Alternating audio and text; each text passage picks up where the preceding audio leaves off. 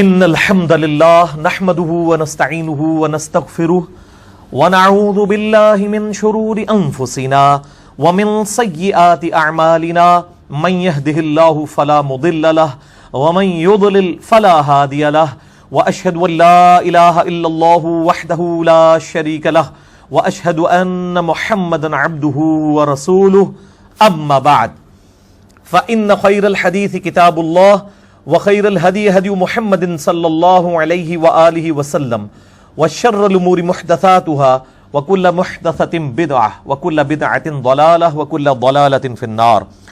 أعوذ بالله السميع العليم من الشيطان الرجيم من همزه ونفخه ونفثه. بسم الله الرحمن الرحيم. رب اشرح لي صدري ويسر لي أمري واحلل عقدة من لساني يفقهوا قولي. بسم الله الرحمن الرحيم. ان اللہ وملائکتہ یصلون علی النبی یا ایہا الذین آمنوا صلوا علیہ وسلموا تسلیما. اللہم صل علی محمد وعلی آل محمد کما صلیت علی ابراہیم وعلی آل ابراہیم انک حمید مجید. اللہم بارک علی محمد وعلی آل محمد کما بارکت علی ابراہیم وعلی آل ابراہیم انک حمید مجید. اللهم ربنا آتنا في الدنيا حسنة وفي الآخرة حسنة وقنا عذاب النار. ربنا آتنا من لدنك رحمة وهيئ لنا من أمرنا رشدا. لا إله إلا أنت سبحانك إني كنت من الظالمين. حسبنا الله ونعم الوكيل ولا حول ولا قوة إلا بالله العلي العظيم. يا حي يا قيوم برحمتك أستغيث. آمين. الحمدللہ آج 1 اپریل 2018 کو سنڈے کے دن 1 اپریل کو پوری دنیا کے اندر ایک فرسودہ قسم کی بدعت ہے اپریل فول منانے کی.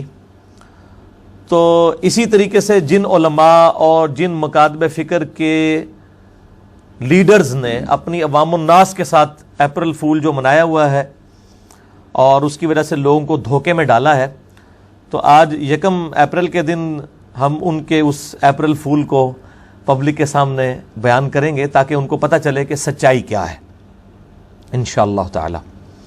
تو یہ بیسیکلی ایک سوال تھا جو بعض سمجھ لیں فرقہ بعض قسم کے علماء کی طرف سے اٹھایا گیا تھا. اب ظاہر ہے کہ ان کی پبلک کے سامنے تو وہ اب بالکل لاجواب ہو چکے ہیں. جو لوگ ہماری ریگولر ویڈیوز دیکھتے ہیں ان کے پاس الحمدللہ اتنا علم آ گیا ہے کہ وہ بڑے سے بڑے علماء کے ساتھ بیٹھ کے جب بات کرتے ہیں تو ان کو اندازہ ہوتا ہے کہ ان کے پاس تو دلیل ہی کوئی نہیں ہے، وہ تو انجینئر صاحب صحیح بات کرتے ہیں. تو اب ایک سوال آج کل بڑا گردش میں ہے ان کی طرف سے. ویسے تو ان کی اس اعتبار سے کوئی اہمیت نہیں ہے کہ ہم ان کے اوپر لیکچر ریکارڈ کرائیں، ہم عوام الناس کے لیے اسی شر میں سے خیر نکالتے ہیں. جو ڈاکٹر اقبال کا بھی شعر ہے نا کہ یہ تو چلتی ہے تجھے اونچا اڑانے کے لیے. تو یہ اس قسم کے معاملات کرتے ہیں تو ہمیں مزید اونچی اڑان بھرنے کا موقع مل جاتا ہے الحمدللہ. تو یہ سوال جو ہے، یہ لفظ عربی میں سؤال ہے، اردو میں ہم سوال بول دیتے ہیں. سوال میں آپ کو ورڈ بائی ورڈ پڑھ کے سنا دیتا ہوں جو مختلف لوگوں کی طرف سے آیا. سوال یہ ہے کہ بعض علمی حلقوں کی جانب سے آپ پر اماموں کا گستاخ ہونے کا الزام ہے، آپ اس حوالے سے اپنا موقف عوام الناس پر واضح کریں. شکریہ. آپ کا بھی شکریہ جی، آپ نے یہ سوال کیا تو آپ کے سوال کی برکت سے یہ جواب ریکارڈ ہو جائے گا انشاءاللہ تعالی. تو جواباً تو سب سے پہلے میں عرض کروں گا استغفر اللہ الذی لا الہ الا هو الحی القیوم واتوب الیہ، اور اس کے بعد انا للہ وانا الیہ راجعون، اور اس کے بعد لعنت اللہ علی الکاذبین، جھوٹوں پر اللہ کی لعنت کہ جنہوں نے اس قسم کا جھوٹا الزام لگایا. الحمدللہ میں تمام ائمہ کرام کا احترام کرتا ہوں دل سے اور انہی کی کتابوں سے استفادہ کرتا ہوں. یہ سامنے کتابیں کن اماموں کی رکھی ہوئی ہیں، صحیح بخاری رکھی ہے، صحیح مسلم ہے، ابو داؤد، ترمذی، نسائی، ابن ماجہ اور باقی کتابیں.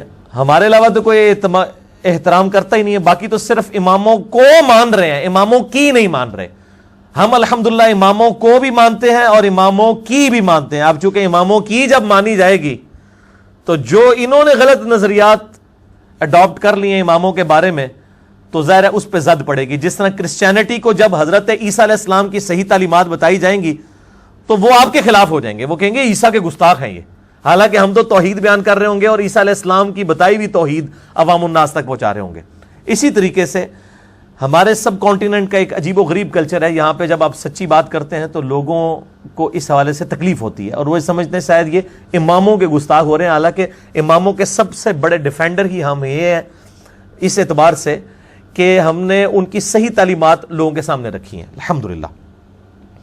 اور یہاں سب کانٹیننٹ میں انڈیا، پاکستان، بنگلہ دیش، افغانستان میں ایک عجیب و غریب کلچر ہے کہ یہاں پر لوگ ایک دوسرے کو ادبی گالیاں دیتے ہیں، یعنی جب کسی سے اختلاف ہوتا ہے تو وہ اختلاف رائے نہیں رہتا، مخالفت پہ اتر آتے ہیں۔ ہم تو بڑے سے بڑے لوگوں سے اختلاف کرتے ہیں تو صرف اختلاف رائے، مخالفت نہیں کرتے، یہ لوگ مخالفت پہ اتر آتے ہیں اور پھر اس قسم کی ادبی گالیاں انہوں نے ڈیوائز کی ہوئی ہیں لوگوں کو دینے کے لیے، کہہ دیتے ہیں جی یہ بدعتی ہو گیا ہے، یہ جو ہے بد مذہب ہو گیا ہے، یہ گمراہ ہو گیا ہے، یہ گستاخ ہو گیا ہے، یہ ادبی گالیاں۔ اور جو غیر ادبی گالیاں ہیں، استغفر اللہ الذی لا الہ الا هو الحی القیوم واتوب الیہ، وہ تو کوئی بازاری آدمی وہ گالیاں بھی نہیں نکال سکتا جو ان حلقوں کی طرف سے پبلک میں آتی ہیں۔ اگر کسی کو شوق ہو تو یوٹیوب حافظہ اللہ تعالی و دامت برکاتہم العالیہ و مد ظلہ، اس سے آپ رابطہ کریں تو آپ کو ان علماء کی جو ادبی گالیاں ہیں، غیر ادبی گالیاں، اس کا ذخیرہ انشاءاللہ تعالی مل جائے گا۔ اور یہاں پہ ایک خاص کلچر اس اعتبار سے ہے کہ اگر کوئی شخص توحید کی کتاب و سنت پہ چلنے کی بات کرتا ہے تو اسے کہتے ہیں یہ تو وہابی ہو گیا ہے، اہل حدیث ہو گیا۔ کوئی صحابہ کرام کی عظمت کی بات کرے تو اسے کہتے ہیں یہ تو دیوبندیوں والی باتیں کرتا ہے۔ کوئی عشق رسول اور محبت رسول صلی اللہ علیہ وآلہ وسلم کی بات کرے، اگر وہ غلو کے درجے میں نہ ہو، غلو والا معاملہ الگ، تو کہتے ہیں یہ تو بریلویوں والی باتیں کرتا ہے۔ اور اگر کوئی اہل بیت کی محبت کی بات کرے تو کہتے ہیں یہ تو رافضی ہو گئے، یہ تو شیعوں والی باتیں کرتا ہے۔ تو یہ بیماری کوئی آج کی نہیں ہے، شروع سے چلتی آئی ہے۔ اہل سنت کے بہت بڑے امام، اور اتنے بڑے امام کہ ان کے پائے کا امام اہل سنت میں کوئی نہیں ہے، نہ فقہ میں، نہ عقیدوں میں، نہ حدیث کے اندر۔ امام احمد بن حنبل کے استاد، امام مالک کے سب سے لائق ترین شاگرد، امام بخاری اور امام مسلم کے آپ سمجھ لیں دادا استاد، امام محمد بن ادریس الشافعی المتوفا 204 ہجری 204 ہجری میں فوت ہوئے، رحمہ اللہ تعالی ورضی اللہ تعالی عنہ وعلیہ السلام۔ انہوں نے جب اہل بیت کی محبت لوگوں میں عام کرنا شروع کی تو اہل سنت کے لوگوں نے ان کو رافضی کہنا شروع کر دیا، حتیٰ کہ انہیں ایک شعر کہنا پڑا جو ان کی اپنے دیوان الشافعی میں موجود ہے اور اہل سنت کی تمام اسماء و رجال کی کتابوں میں تواتر کے ساتھ نقل کیا ہے اہل سنت کے ائمہ نے۔ ان کان رفضا حب آل محمد، اگر آل محمد صلی اللہ علیہ وآلہ وسلم کی محبت کا نام رافضی ہونا ہے، فلیشہد الثقلان انی رافضی، تو جن و انس اس پر گواہ ہو جاؤ کہ میں رافضی ہوں۔ شیعہ بھی نہیں، رافضی کہا۔ اگر تم یہ سمجھتے ہو کہ اہل بیت کی محبت کا نام رافضی ہونا ہے تو گواہ ہو جاؤ ہاں میں رافضی ہوں، جو ہوندہ یہ کر لو۔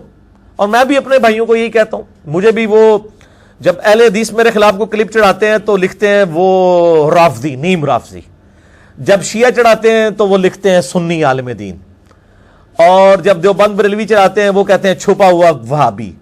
تو ہر بندہ جو ہے نا وہ دوسری کیٹیگری میں ڈال رہا ہوتا ہے، اور میں کہتا ہوں کہ اصل میں آپ سب لوگ ہی بیسیکلی ایک دوسرے کی مخالفت کر کے اور ایک دوسرے کے ساتھ ملتے جلتے نام دے کے بیسیکلی یہی میسج دینا چاہ رہے ہیں کہ آپ کسی بندے کے بارے میں ایک معاملے میں متفق ہی نہیں ہے۔ جو بات آپ کے مطلب کی کرتا ہے وہ آپ کو اچھی لگتی ہے، جو دوسروں کے مطلب کی کرتا ہے حالانکہ وہ کتاب و سنت میں منوان اسی طرح موجود ہوتی ہے تو آپ اس کو دوسرا نام دے دیتے ہیں۔ تو اللہ تعالیٰ آپ کو معاف کرے اور آپ کو ہدایت دے۔ ہم تو نہیں کہتے کہ آپ پر گرفت کی جائے، باقی ہمیں یہ پتہ ہے ہم آپ کے دکھ میں برابر کے شریک ہیں۔ مجھے پتہ ہے کہ اس وقت عوام الناس، ان تمام مکاتب فکر کے بڑے بڑے علماء جنہوں پنجابی کہتے ہیں انہوں نے گاٹے فٹ ہو گئی ہے جا کے، کیونکہ ان کے سامنے یہ ساری چیزیں آ گئی ہیں۔ اب وہ جا کے ان کے ساتھ بحث و تمہیز کرتے ہیں، اس کی وجہ سے ان کو جواب تو آتا کوئی نہیں ہے تو غصہ میرے اوپر آتا ہے کہ کاش تو نہ ہوتا دنیا میں تو ہماری پبلک جو ہے وہ اسی طرح ہی رہتی۔ تو اس غصے کا مجھے میں یہ مذاق کے طور پہ بات نہیں کر رہا، میں دلی طور پہ مجھے پتا ہے، لیکن میں کیا کروں، مجھے بھی اپنی آخرت کی فکر ہے, میں نے بھی تو اللہ کو منہ دکھانا ہے. میں یہ سچائی بیان نہیں کروں گا جو اللہ تعالیٰ نے ہمارے اوپر کھولی تو قیامت الدین اللہ کی بارگاہ میں مجرم بنیں گے. یعنی آخرت میں کامیابی کے لیے 4 چیزیں ہیں, الا الذین آمنوا وعملوا الصالحات. تو تیسری چیز کیا ہے؟ وتواصوا بالحق. اور چوتھی چیز وتواصوا بالصبر. حق بات کی تلقین بھی کرنی ہے, اس پہ صبر بھی کرنا, اور ہم صبر کر رہے ہیں. ہم سے زیادہ کون صبر کرتا ہے؟ یعنی میرے ماں باپ کو گالیاں دی جاتی ہیں, اتنی غلیظ زبان میرے بارے میں استعمال کی جاتی ہے. میرا چیلنج ہے, میں نے آج تک کسی کے بارے میں اس طرح کی زبان استعمال نہیں کی. جواباً ان کا غصہ جو ہے وہ حق بجانب ہے. جب ہمارے محبوب صلی اللہ علیہ وآلہ وسلم کو انہی کے بڑوں نے, ذرا اس زمانے میں یہ لوگ ہوتے تو انہی کے بڑوں میں ہی شامل ہوئے ہوتے نا, انہی کے بڑوں نے مجنون کہا, پاگل کہا, دیوانہ کہا, کس قسم کا یعنی سکینڈل بھی آپ کی ذات کے اوپر, آپ کی بیویوں کے اوپر گھڑے گئے, نعوذ باللہ. تو ہم تو آپ صلی اللہ علیہ وآلہ وسلم کے ڈاکیے ہیں, ہمیں بھی اسی تکلیفوں سے گزرنا پڑے گا, یہ نیچرل ہے. تو ہمارا کام یہ ہے کہ علمی طریقے سے اپنی پوائنٹ آف ویو پبلک کی عدالت میں, ہم عوام الناس کی عدالت میں, میں نے آج تک کسی کو مناظرے کا کبھی چیلنج نہیں کیا, کبھی بھی, نہ پہلے کیا نہ کبھی مستقبل میں. عوام الناس کی عدالت میں بات رکھتے ہیں کہ آپ کو بات سمجھ آتی ہے تو قبول کر لیں, نہیں سمجھ آتی چھوڑ دیں. اور جب میں اپنا موقف کسی کے سامنے رکھتا ہوں تو بعض اوقات کہتے ہیں جی فلاں عالم نے آپ کا جواب دیا, آپ اس کا بھی جواب دیں. بھائی جواب جس نے دے دیا, ہم نے ایک پوائنٹ آف ویو سامنے رکھا, کسی نے جواب دے دیا, دونوں چیزیں سامنے آ گئی. اب عوام خود فیصلہ کرے گی کہ کس نے دلیل کے اوپر بات کی ہے اور کس نے چھوڑی ہے. تو وہ عوام خود فیصلہ کرے گی. اس لیے جواب کا جواب نہیں دینا ہوتا. پوائنٹ آف ویو سامنے رکھا, دوسرے نے رکھ دیا, بات ختم ہوگی. یہ تو قیامت تک پھر سلسلہ ہوگا کہ میں جواب دوں گا پھر وہ جواب دیں گے. میرا ایک موقف ہے, میں نے بڑی ذمہ داری کے ساتھ آپ کے سامنے رکھا ہے, اور اب اس کے جواب میں آپ نے جواب ریکارڈ کر دیا, دیٹس اینف, یہ کافی ہے. میرے بھائیوں, الحمدللہ ہم تمام ائمہ کا احترام کرتے ہیں دل سے, اور سب سے زیادہ ہم یہ احترام کرتے ہیں کہ ہم نے صرف اماموں کو نہیں مانا ہوا, ان کی بھی مانی ہوئی ہے. اماموں کی بھی مانتے ہیں, ان کی چیزیں لوگوں کے سامنے رکھتے ہیں. ہم تو خود نابلد ہیں ہر چیز سے. امام بخاری, امام مسلم, امام ابو داؤد, ترمذی, نسائی, ابن ماجہ, ان کی محنتیں ہم پبلک کے سامنے رکھتے ہیں. لیکن یہ بات یاد رکھیں کہ ہم کسی بھی بڑے سے بڑے امام کو نبی صلی اللہ علیہ وآلہ وسلم کے ٹائٹل پر فائز نہیں کر سکتے, عصمت اس کے لیے کلیم نہیں کر سکتے کہ وہ معصوم ہے. یہ آپ ہم سے توقع نہ رکھیں. اصل میں ان کی توقع یہی ہوتی ہے کہ یہ ہمارے بزرگوں کو معصوم سمجھ لیں. کہتے نہیں ہیں لیکن دل میں خواہش یہی رکھتے ہیں. اس کا یہ ثبوت ہے کہ آپ جب ان لوگوں سے ڈسکشن کریں نا, آپ کو کہیں کہ نبی علیہ السلام کے علاوہ, وہ کہتے ہیں سب سے غلطی ہو سکتی ہے. سب سے؟ ہاں جی سب سے. اچھا آپ کے جو سب سے بڑے فلاں عالم دین ہے مکاتب فکر میں سے ٹاپ اس وقت, ان کی کوئی 8-10 غلطیاں تو گنوا دیں. استغفر اللہ تو بولے فوراً استغفر اللہ کہہ دیں گے. تو پھر ابھی تھوڑی دیر پہلے تو آپ کہہ رہے تھے سارے غلطی کر سکتے ہیں, ابھی جب کہا کہ غلطی کو 8-10 گنوا دیں تو آپ تو ایک گنوانے کے لیے بھی تیار نہیں ہوئے. نبی صلی اللہ علیہ وآلہ وسلم کے علاوہ کسی کے لیے گارنٹی نہیں ہے کہ وہ بندہ اللہ تعالیٰ کی طرف سے اسپیشل حفاظت میں ہو سوائے آپ صلی اللہ علیہ وآلہ وسلم کی مبارک ذات. اللہ تعالیٰ نے قرآن حکیم میں کیٹاگوریکل مینشن کر دیا سورۃ النجم کی شروع کی آیات میں, اعوذ باللہ من الشیطان الرجیم, بسم اللہ الرحمن الرحیم, ما ضل صاحبکم وما غوا. تمہارے نبی صلی اللہ علیہ وآلہ وسلم نہ کبھی بہکے ہیں اور نہ کبھی بے راہ چلے ہیں. وما ینطق عن الہوا, یہ اپنی خواہش نفس سے کچھ نہیں کہتے. ان ہوا الا وحی یوحا, ہاں جو اللہ کی طرف سے وحی آتی ہے یہ وہی کہتے ہیں. یہ گارنٹی اس امت کے سب سے بڑے انسان سیدنا ابو بکر الصدیق رضی اللہ تعالیٰ عنہ علیہ السلام کے لیے بھی نہیں ہے, چاہے جائے کہ آج کے علماء کی بات کی جائے, سوائے ہمارے محبوب صلی اللہ علیہ وآلہ وسلم کے, کہ وہ اپنی خواہش نفس سے کچھ نہیں کہتے, وہ وہی کہتے ہیں جو اللہ ان کو وہی کرتا ہے. یہاں پہ میں آپ کو ایک اوریجنل لطیفہ سناؤں. آج سے تقریباً 7-8 سال پہلے 2010 کی بات ہے, آج جو ہے وہ 1 اپریل 2018 ہے, تو یہ 2010 کی بات ہے آلموسٹ. ایک بریلوی بھائی مجھے گھر پہ ملنے کے لیے آئے. ان دنوں میں گھر میں بھی ایک نشست کرتا ہوتا تھا, تو وہ مجھے آگے کہنے لگے جی تسی کیڑے امام نو مندے ہو, آپ کس امام کو مانتے ہیں. اب مجھے تو سمجھ آ رہی تھی کہ وہ یہ کیا کہنا چاہ رہے ہیں. میں کہا جی امام حسین نو. فوراً اس کا تو ایکسپیکٹ ہی نہیں تھا کر رہا, اس نے کہا تھا یہ کہے گا میں غیر مقلد ہوں, میں اماموں کو نہیں مانتا. اللہ دے بندے ہو دائیاں کلو نہیں ٹھڈ چھپے. دائیوں سے پیٹ تو نہیں چھپے ہوتے, مجھے تو پتا ہے کہ میں نے کیا جواب دینا ہے. نہیں میں انہوں امامہ دی گل کر رہا, میں کہا تو امام حسین نہیں منتا؟ نہیں امام حسین کو میں مانتا ہوں. میں نے کہا جب میں امام حسین کو مان رہا ہوں تو چھوٹے امام میرے سامنے پیش کر رہا ہے, بتا امام حسین بڑے یا امام حنیفہ بڑے ہیں؟ نہیں امام حسین بڑے. تو میں کہا میں امام حسین کو مان رہا نا. تو یہ جب میں نے اس کو علم الکلام سے پھکی والا الزامی جواب اینٹی وینم دیا, وہ جب کوبرا سانپ کاٹ دینا تو وہ زہر کا علاج صرف اینٹی وینم سے ہوتا ہے, وہ کوبرے کے زہر سے تیار ہوتا ہے, تو فوراً وہ خاموش ہو گیا. تو اس میں کوئی شک نہیں ہے, سارے ائمہ قابل احترام ہیں اور انہی کا نالج کمبائنڈ فارم میں ہمارے پاس آج موجود ہے. اور الحمدللہ ان ائمہ نے تو, امام بخاری نے تو ایک کتاب صحیح بخاری لکھی, ہمارے پاس تو 20 کتابیں حدیث کی ہیں. انہی کی محنت کی وجہ سے اس وقت یعنی انفارمیشن ہمارے پاس ان لوگوں سے زیادہ ہے, اور اس میں کوئی ائمہ کی توہین نہیں ہے. بعض لوگ اس کو توہین سمجھنا شروع کر دیتے ہیں, انہی کی محنت ہے. یعنی امام بخاری کے بعد تو صحیح بخاری یہ چند ایک ان کی کتابیں تھیں, ہمارے پاس تو مسلم شریف بھی ہے, ابو داؤد بھی ہے, ترمذی بھی, نسائی بھی, ابن ماجہ بھی. انفارمیشن ہمارے پاس زیادہ ہے, ہم ان سے زیادہ علم نہیں کلیم کر رہے. باقی جہاں تک سائنٹیفک معاملات ہیں جو قرآن حکیم کی آیات بیالوجی سے ریلیٹڈ ہیں, جیالوجی سے ریلیٹڈ ہیں, ایمبریالوجی سے ریلیٹڈ ہیں, اسٹرونومی سے ریلیٹڈ ہیں, سائنٹیفک فیکٹس, وہ تو یقیناً ہم ببانگے دول کہتے ہیں اپنے بارے میں نہیں, ہمارے بچوں کے پاس بھی سائنس کے اعتبار سے قرآن حکیم کی آیات کا وہ علم زیادہ ہے جو ہمارے بزرگوں کے پاس نہیں تھا. میں نے کئی دفعہ بتایا, امام محمد غزالی المتوفا 505 ہجری 505 ہجری, انہوں نے کیمیائے سعادت میں لکھا ہے کہ سورج زمین سے 5 یا 6 گنا بڑا ہے. ہمارے بچے کو بھی پتا ہے کہ سورج زمین سے 5 یا 6 گنا نہیں, 500 یا 600 گنا نہیں, 5000 یا 6000 گنا نہیں, 5 لاکھ یا 6 لاکھ گنا نہیں, 13 لاکھ گنا بڑا ہے. تو اب اس معاملے میں تو ظاہر ہے کہ ہمارے پاس علم زیادہ ہی ہے نا, اس سے ان اماموں کی تحقیر نہیں ہے, اس لیے کہ علم وقت کے ساتھ ساتھ جو ہے وہ پبلک کے سامنے آئے. اس طرح حدیثوں کا بھی آج اسلام 360 میں جتنی کتابیں ہیں یا مکتبۃ الشاملہ میں, ہمارے بزرگوں کے پاس تو اتنی چیزیں اویلیبل نہیں تھیں, لیکن انہی کی محنتیں ہیں, کریڈٹ ہم انہی کو دیتے ہیں, انہی کی کتابیں. ان بخاری کے باہر میں نے اپنا نام نہیں لکھ لیا ہوا, انہی کا ہی نام لکھا ہوا ہے, ٹھیک ہے نا جی, رسپیکٹ ان کو ہی دیتے ہیں الحمدللہ. اس حوالے سے میرے بھائیوں قرآن حکیم میں کیٹاگوریکل مینشن ہوا ہے, سورۃ النساء کی آیت نمبر 59 ہے. اعوذ باللہ من الشیطان الرجیم, بسم اللہ الرحمن الرحیم. یا ایھا الذین آمنوا اطیعوا اللہ واطیعوا الرسول, اے اہل ایمان اطاعت کرو اللہ کی اور اطاعت کرو اس کے رسول کی صلی اللہ علیہ وآلہ وسلم. وَأُولِي الْأَمْرِ مِنْكُمْ, اور جو تم میں حکمران ہے اس کی بھی اطاعت کرو. اطاعت کا لفظ نہیں آیا, اطاعت کا لفظ صرف اللہ رسول کے ساتھ آیا تاکہ پتہ چل جائے ایبسولوٹ ان کی ہے, باقیوں کی ریلیٹیو ہے, ان کی وجہ سے ہے, اگر وہ ان کے خلاف ہوں گے پھر ان کی بات نہیں ہوگی. ساتھ ہی آ گیا فَإِن تَنَازَعْتُمْ فِي شَيْءٍ, اگر تمہارا اپنے حکمران سے اپنے لیڈر سے جھگڑا ہو جائے, فَرُدُّوهُ إِلَى اللَّهِ وَالرَّسُولِ, تو اپنے فیصلے کے لیے اللہ اور اس کے رسول یعنی آج کی ڈیٹ میں کتاب و سنت کی طرف رجوع کرو.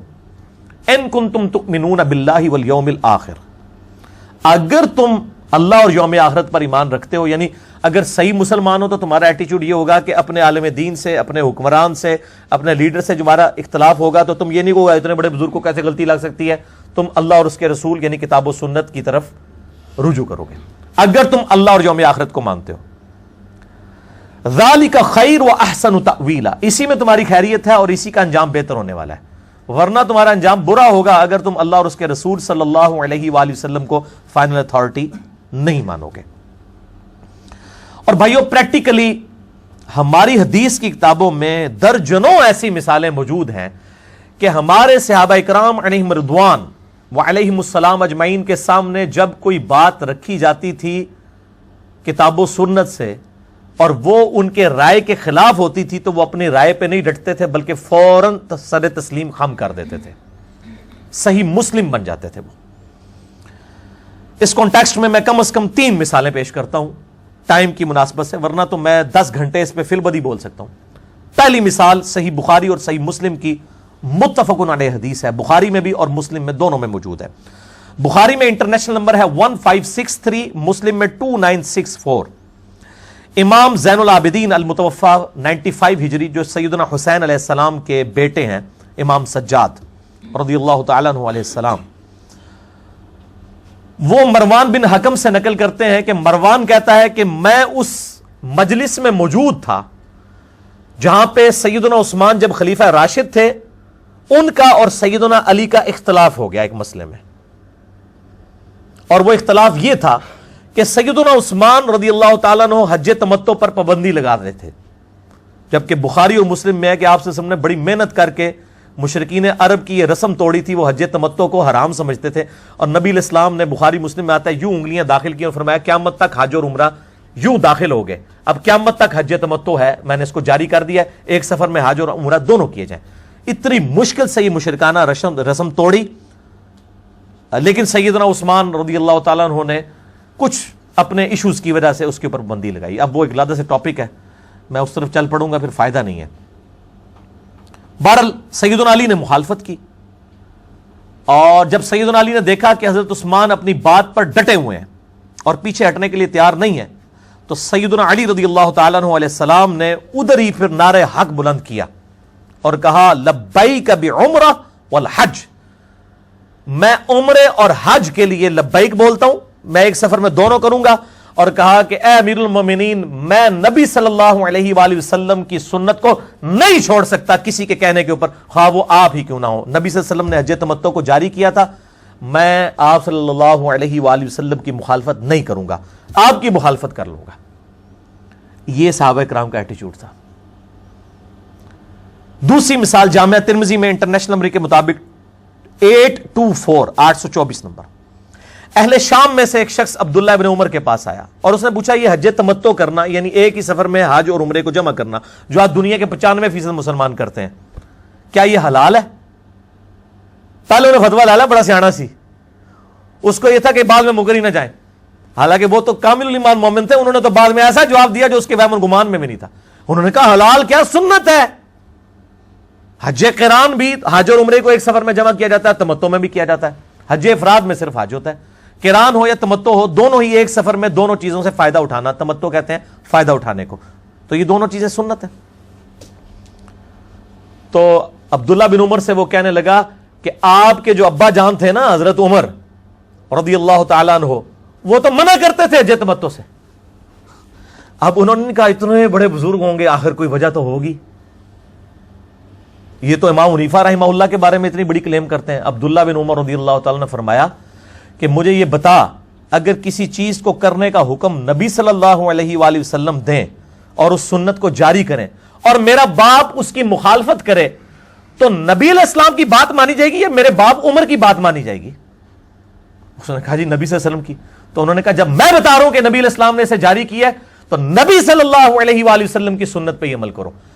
اچھا اس نے پہلے اس لیے پوچھ دیا بعد میں مکر ہی نہ جائے، مکرے کیا، انہوں نے تو توقع سے بڑھ کے جواب دیا، انہوں نے کہا میرے باپ کی نہیں مانی جائے گی۔ انہوں نے نہیں کہا آپ نے اپنے باپ کی گستاخی کر دی ہے جس نے رومن اور پرشین امپائر گرائی تھی، وہ نبی علیہ السلام کا فرمان ہے جامعہ ترمذی میں، میرے بعد اگر کوئی نبی ہوتا تو عمر ہوتا، اتنے بڑے شخص کو آپ چیلنج کر رہے ہیں۔ ان کا چیلنج کیا ہے؟ بیسیکلی نبی علیہ السلام کے مقابلے میں جب کوئی بڑے سے بڑا شخص بھی آ جائے گا اس کی کیا اوقات رہ جاتی ہے پھر نبی کے مقابلے پہ؟ ہم نہیں اس سے مقابلہ کر رہے ہوتے، جب نبی کے مقابلے پہ کوئی بھی شخص آئے گا تو ظاہر ہے وہ تو پھر مقابلہ زمین و آسمان کا فرق ہے میرے بھائی۔ تیسری مثال مسند امام احمد، مکتبۃ الشاملہ میں جو عربک ورژن ہے اس میں اس کا نمبر ہے 2277 اور 3121۔ سیدنا ابن عباس رضی اللہ تعالی عنہ علیہ السلام کا مکالمہ ہوا عروہ بن زبیر تابعی کے ساتھ حج تمتع کے مسئلے میں، چونکہ حضرت عمر نے پہلے پابندی لگائی، اس کے بعد عثمان نے لگائی، یہ تو دعائیں دیں حضرت علی کو کہ انہوں نے ایسا حج تمتع کو اپنے دور خلافت میں بحال کرایا کہ پھر بعد میں کسی کی جرت نہیں ہوئی پابندی لگانے کی، قیامت تک کے لیے یہ معاملہ ختم ہو گیا۔ تو عروہ بن زبیر کہتا ہے ابن عباس سے کہ یہ دیکھیں لوگ تو گمراہ ہو رہے ہیں، لوگ حج تمتع کر رہے ہیں۔ انہوں نے کہا عقل کے ناخن لے، گمراہ کہاں سے ہو رہے ہیں لوگ؟ حج تمتع تو سنت ہے، چاہے وہ قران ہو یا تمتع، ایک سفر میں حج اور عمرے کو جمع کرنا، اور تو کہہ رہے گمراہ ہوں گے؟ تو اس نے آگے سے کہا کہ وہ تو حضرت عمر تو منع کرتے تھے حج تمتع سے۔ تو حضرت ابن عباس کو اتنا غصہ آیا، انہوں نے کہا قریب آسمان سے پتھر برس پڑے تم پر کہ میں تمہیں رسول اللہ کی سنت بیان کرتا ہوں اور تم مجھے کہتے ہو کہ ابو بکر عمر یہ کہتے تھے، میں رسول اللہ کی باتیں کر رہا ہوں، اور تم آگے سے مجھے یہ باتیں کرتے ہو. انہوں نے نہیں کہا یہ اتنے بڑے بزرگ کی آپ نے توہین کر دی ہے, یہ ہو گیا وہ ہو گیا. لیکن ایک خاص مینٹلٹی ہوتی ہے. عروہ بن زبیر نے جب یہ سنا نا, اس نے آگے سے کہا کہ جی وہ ابو بکر اور عمر تو آپ سے زیادہ سنت پہ عمل کرنے والے تھے. ٹھیک ہے, وہ آج بھی یہی ہوتا ہے. ہم کسی کو بتاتے ہیں نا, وہ کہتے ہیں جی اشری تھانوی صاحب نے یا احمد بریلوی صاحب نے بخاری مسلم نہیں پڑھی ہوئی تھی, ان کو کیوں نہیں پتا چلا رفع الیدین کے ساتھ طریقہ ہے. وہ عروہ نے بھی آگے سے ابن عباس کو یہ کہہ دیا. تو یہ یعنی بیماری غلطی ہے, چاہے وہ تابعین کے اندر آ جائے. اب عروہ تابعی ہے, عبداللہ ابن زبیر صحابی کا بھائی ہے, حضرت زبیر کا بیٹا ہے, صحابی کا بیٹا ہے, اشرم وشرہ میں سے ہے. لیکن آپ دیکھ لیں جب کوئی غلطی لگ جائے تو اس قسم کی بندہ حرکتیں کرتا ہے کہ نبی علیہ السلام کے مقابلے پہ, یعنی ایک شخصیت پرستی اسلام میں نہیں ہے. لیکن ابن عباس نے الحمدللہ اپنا حق ادا کیا, اور آج پریکٹیکلی سیدنا علی نے جیسے حج تمتع اپنے دور خلافت میں بحال کروایا, آج 95% کیا 99% لوگ حج تمتع ہی کرتے ہیں, ایک سفر میں حج اور عمرہ اکٹھا کرتے ہیں. مشرکین عرب اسے گناہ سمجھتے تھے, وہ کہتے تھے نہیں حج کے لیے آؤ تو اللہ تعالیٰ سے سفر کرو. یہ کیا ہوا, آئے حج کے لیے اور پہلے عمرہ کر لیا پھر حج کر لیا, یہ تو حج کی توہین ہے. اللہ کے نبی علیہ السلام نے اس کو جاری کیا کہ میرے امتی تو دور دراز کے علاقوں سے بھی آئیں گے, ان بیچاروں کو زندگی میں موقع ہی ایک دفعہ ملے گا, تو وہ پہلے آ کے عمرہ کریں, اسی سفر میں عمرے کا ثواب بھی کمائیں, پھر احرام کھول دیں, پھر بعد میں حج بھی کر لیں. تو نبی علیہ السلام نے مشرکین عرب کی رسم کو ختم کیا. لیکن حضرت عمر نے اپنے پولیٹیکل ڈیسیژن کی وجہ سے کیا. آپ مسلم شریف پڑھ کے دیکھ لیں کتنے سخت صحابہ کرام کے کامنٹس ہیں حضرت عمر کے بارے میں اس معاملے میں. لیکن ظاہر ہے ان کی وجہ سے وہ دب گئے, کچھ کہہ نہیں سکے. پھر حضرت عثمان نے بھی یہ کیا, حضرت علی بھی بولتے رہے, عبداللہ بن عمر خود حضرت عمر کے ڈیسیژن کے خلاف بولے. پھر جب حضرت علی کا دور خلافت آیا تو جہاں کئی اور بدعتیں جو جاری ہو چکی تھیں آل امیہ کے گورنروں کی وجہ سے, وہ سیدنا علی نے وہ ساری ختم کی. ان میں سے ایک یہ بھی بدعت ختم کی کہ حج تمتع پر جو پابندی تھی وہ اٹھا لی, اور آج تک امت الحمدللہ حج تمتع کرتی ہے, اور امت کے اجماع نے قبول کر لیا. آپ حدیث کی ساری کتابیں اٹھا کے دیکھیں, امام ترمذی کو خصوصاً انہوں نے تو باقاعدہ یعنی اس کے اوپر بڑے کھل ڈل کے کمنٹس لکھے ہیں اس حوالے سے کہ حج تمتع الحمدللہ بحال ہو گیا. حضرت معاویہ نے اپنے دور میں تھوڑا زور لگانے کی کوشش کی کہ حج تمتع کو پھر بند کیا جائے, لیکن جو حضرت علی نے اتنا دھکا لگا دیا تھا کہ وہ ان کی ایکسیپٹنس نہیں ہوئی. پھر الحمدللہ یہ اللہ تعالیٰ سیدنا علی رضی اللہ تعالیٰ کی اس کوشش کو قبول فرمائے, جس نے جو ایفرٹ کی ہوئی ہے اس میں اللہ تعالیٰ اس کو جزائے خیر دے. اس طرح میرے بھائیوں یہ بھی ممکن ہے کہ بڑے سے بڑے صحابی, بڑے سے بڑے امام سے کوئی دین کی بات چھپی رہ جائے, یہ بھی ممکن ہے. آپ یہ نہیں کہہ سکتے یہ اتنا بڑا صحابی اتنا بڑا امام ہے اس کو یہ بات نہیں تھی پتا, یہ ہو سکتا ہے, بالکل پاسبلٹی ہے. اور اگر کوئی کتاب و سنت کی دلیل دیکھنے کے بعد بھی کہے کہ نہیں نہیں نہیں میں نے نہیں, یہ میرے سامنے بے شک بخاری مسلم سے نماز کا طریقہ آ گیا ہے رفع الیدین کے ساتھ, لیکن نہیں نہیں نہیں نہیں میں نے نہیں کرنا کیونکہ میرے علماء کو نہیں پتا چلا کہ بخاری مسلم میں لکھا تھا, تو یہ زہر قاتل ہے ایمان کے لیے چیزیں. میں آپ کو حق 4 یار کی نسبت سے, خلفائے راشدین کی نسبت سے, ویسے تو حق 5 یار ہیں, وہ سیدنا حسن کی خلافت 6 مہینے کی سیدنا علی میں شمار کی جاتی, اس لیے حق 4 یار ہم کہتے ہیں. حق 4 کی نسبت سے میں آپ کو صحابہ کرام کی 4 مثالیں دیتا ہوں. پہلی مثال صحیح بخاری میں 4454 انٹرنیشنل نمبر کے مطابق, نبی صلی اللہ علیہ وآلہ وسلم کی جب وفات ہوئی تو سیدنا عمر رضی اللہ تعالیٰ عنہ نے تلوار اٹھا لی اور مسجد نبی میں آ کے انہوں نے کہا جو کہے گا نبی علیہ السلام فوت ہو گئے ہیں اس کو نہیں میں چھوڑوں گا. میں نے وفات النبی پہ پورا لیکچر دیا, مسئلہ 163, پوری ڈیٹیل, سارے طریق میں نے اس کے سارے طرق بیان کیے ہیں, ڈیٹیل سے وہاں دیکھیں. اب سب لوگ ڈر رہے ہیں. سیدنا ابو بکر صدیق رضی اللہ تعالیٰ عنہ آئے, سیدھے سے حجرہ عائشہ میں گئے, نبی علیہ السلام کو بوسہ دیا ماتھے پر, پھر باہر نکلے. سیدنا عمر سے کہا کہ بیٹھ جاؤ عمر. اب حضرت عمر سون ہی نہیں رہے. حضرت بکر فوراً ممبر کی طرف گئے اور کہا کہ عمر کو اس کے حال پہ چھوڑ دو, میری طرف متوجہ ہو. چونکہ حضرت بکر کا مرتبہ زیادہ تھا, لوگ ان کی طرف متوجہ ہوئے. تو حضرت بکر نے پہلی بات کی, من کان یعبد محمدا فإن محمد قد مات. یاد رکھو جو کوئی اگر محمد صلی اللہ علیہ وآلہ وسلم کی عبادت کرتا تھا تو جان لے کہ محمد صلی اللہ علیہ وآلہ وسلم دنیا سے جا چکے ہیں, فوت ہو چکے ہیں, ان کو موت آ گئی ہے. من کان یعبد اللہ, اور جو کوئی اللہ کی عبادت کرتا ہے, فإن اللہ هو الحی القیوم, تو بے شک اللہ تعالیٰ الحی ہے, زندہ ہے, قائم ہے, باقیوں کو قائم رکھنے والا ہے. پھر قرآن کی آیات پڑھی, انک میت وانہم میتون, سورہ الزمر کی. اے نبی آپ کے مخالفین کو بھی مرنا ہے اور آپ کو بھی مرنا ہے. پھر وہ آیت پڑھی, وما محمد الا رسول قد خلت من قبلہ الرسل, سورہ آل عمران 144, کہ محمد تو نہیں مگر ایک رسول ہی, ان سے پہلے بھی رسول گزرے, اگر یہ فوت ہو جائیں یا جنگ میں شہید کر دیے جائیں، کہ اپنے دین سے الٹے قدم پھر جاؤ گے؟ جو ثابت قدم رہے گا اللہ اس کو جزا دے گا، الٹے قدم پھرنے والے کا اللہ تعالیٰ کا وہ کوئی نقصان نہیں کر سکے گا۔ بال یہ ڈیٹیل ٹاپک ہے، مسئلہ 163 ہے میرا وفات النبی صلی اللہ علیہ وآلہ وسلم کے اوپر، اور حیات النبی صلی اللہ علیہ وآلہ وسلم پر مسئلہ نمبر 5 ہے، وہ آپ دیکھ لیں۔ سیدنا عمر کہتے ہیں جب میں نے ابو بکر سے یہ باتیں سنی اور یہ آیات سنی تو مجھے لگا کہ یہ آیات ابھی نازل ہوئی ہیں، حالانکہ مجھے پتا تھی کہ یہ آیات موجود ہیں۔ غزوہ احد کے موقع پہ جب نبی علیہ السلام کی شہادت کی خبر مشہور ہوئی تھی، اس وقت یہ آیات نازل ہوئی تھی۔ کہتے ہیں مجھے لگا اب نازل ہوئی ہیں، کہتے ہیں میرے پاؤں میرے جسم کا وزن نہیں اٹھا سکے۔ قرآن سن کے یہ حالت ہو گئی تھی۔ یہ صحابی میں اور عام آدمی میں فرق ہے۔ عام آدمی کو بخاری مسلم قرآن کھول کے بھی دکھاتے رہے نا، اس کے کان پہ جوں تک نہیں رینگتی، اور صحابی کے سامنے جب آیات حضرت بکر نے تلاوت کی تو حضرت عمر کہتے ہیں میرے پاؤں میرے جسم کا وزن نہیں اٹھا سکے، اور مجھے یقین آ گیا کہ نبی علیہ السلام فوت ہو گئے۔ اب حضرت عمر جیسے بندے کو بھی یہ غلطی لگ سکتی ہے، اور حضرت بکر کے کہنے پہ انہوں نے اپنی اصلاح کر لی، تو باقی لوگ جو ہے وہ کس کھیت کی مولی ہیں کہ وہ یہ سمجھتے ہیں کہ ہمیں غلطی نہیں، ہمارے بزرگوں کو غلطی نہیں لگ سکتی۔ دوسری مثال صحیح بخاری صحیح مسلم میں دونوں میں ہے، انٹرنیشنل نمبر کے مطابق بخاری میں 3212، مسلم میں 6384۔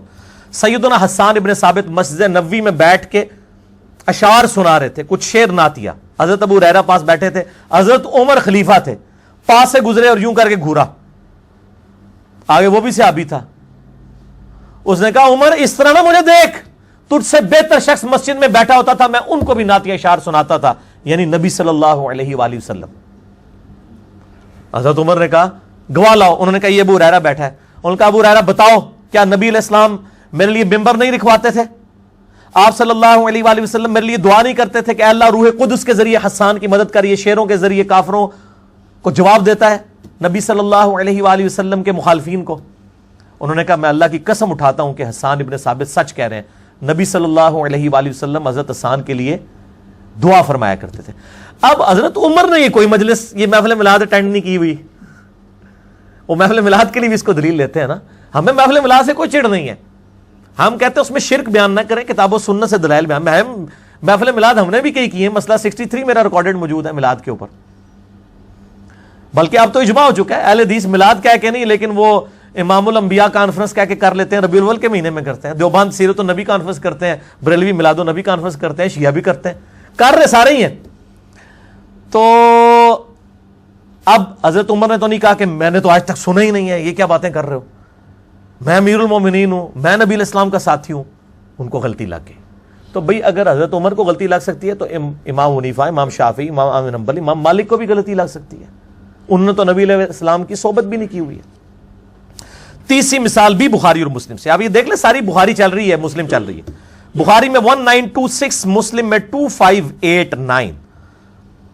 سیدنا ابو ہریرہ رضی اللہ تعالیٰ عنہ نبی علیہ السلام کی وفات کے بعد 30 سال تک 30 ایئرز تک یہ فتویٰ دیتے تھے کہ جس شخص پہ غسل فرض ہو وہ روزہ نہیں رکھ سکتا جب تک غسل نہ اتار لے۔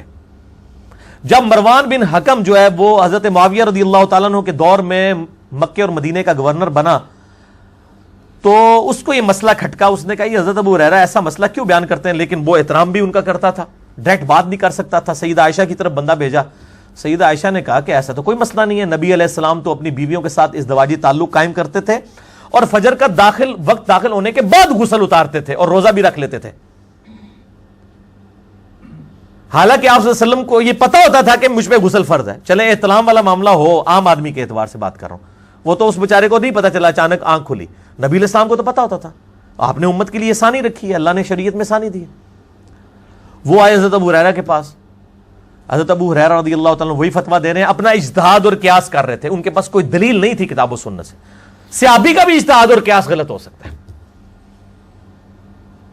اب وہ سیدنا ابو ہریرہ سے انہوں نے بات کی، یہ نہیں کہا کہ آپ غلط کہتے ہیں، انہوں نے کہا چلیں حضرت عائشہ کے پاس، سیدہ عائشہ کے پاس لے گئے، وہاں پہ وہی سوال کیا پردے میں، تو سیدہ عائشہ نے کہا کہ نبی علیہ السلام تو ایسے کرتے تھے۔ پھر حضرت ابو ہریرہ نے کہا کہ میں اپنے اس معاملے میں رجوع لاتا ہوں، مجھے غلطی لگی۔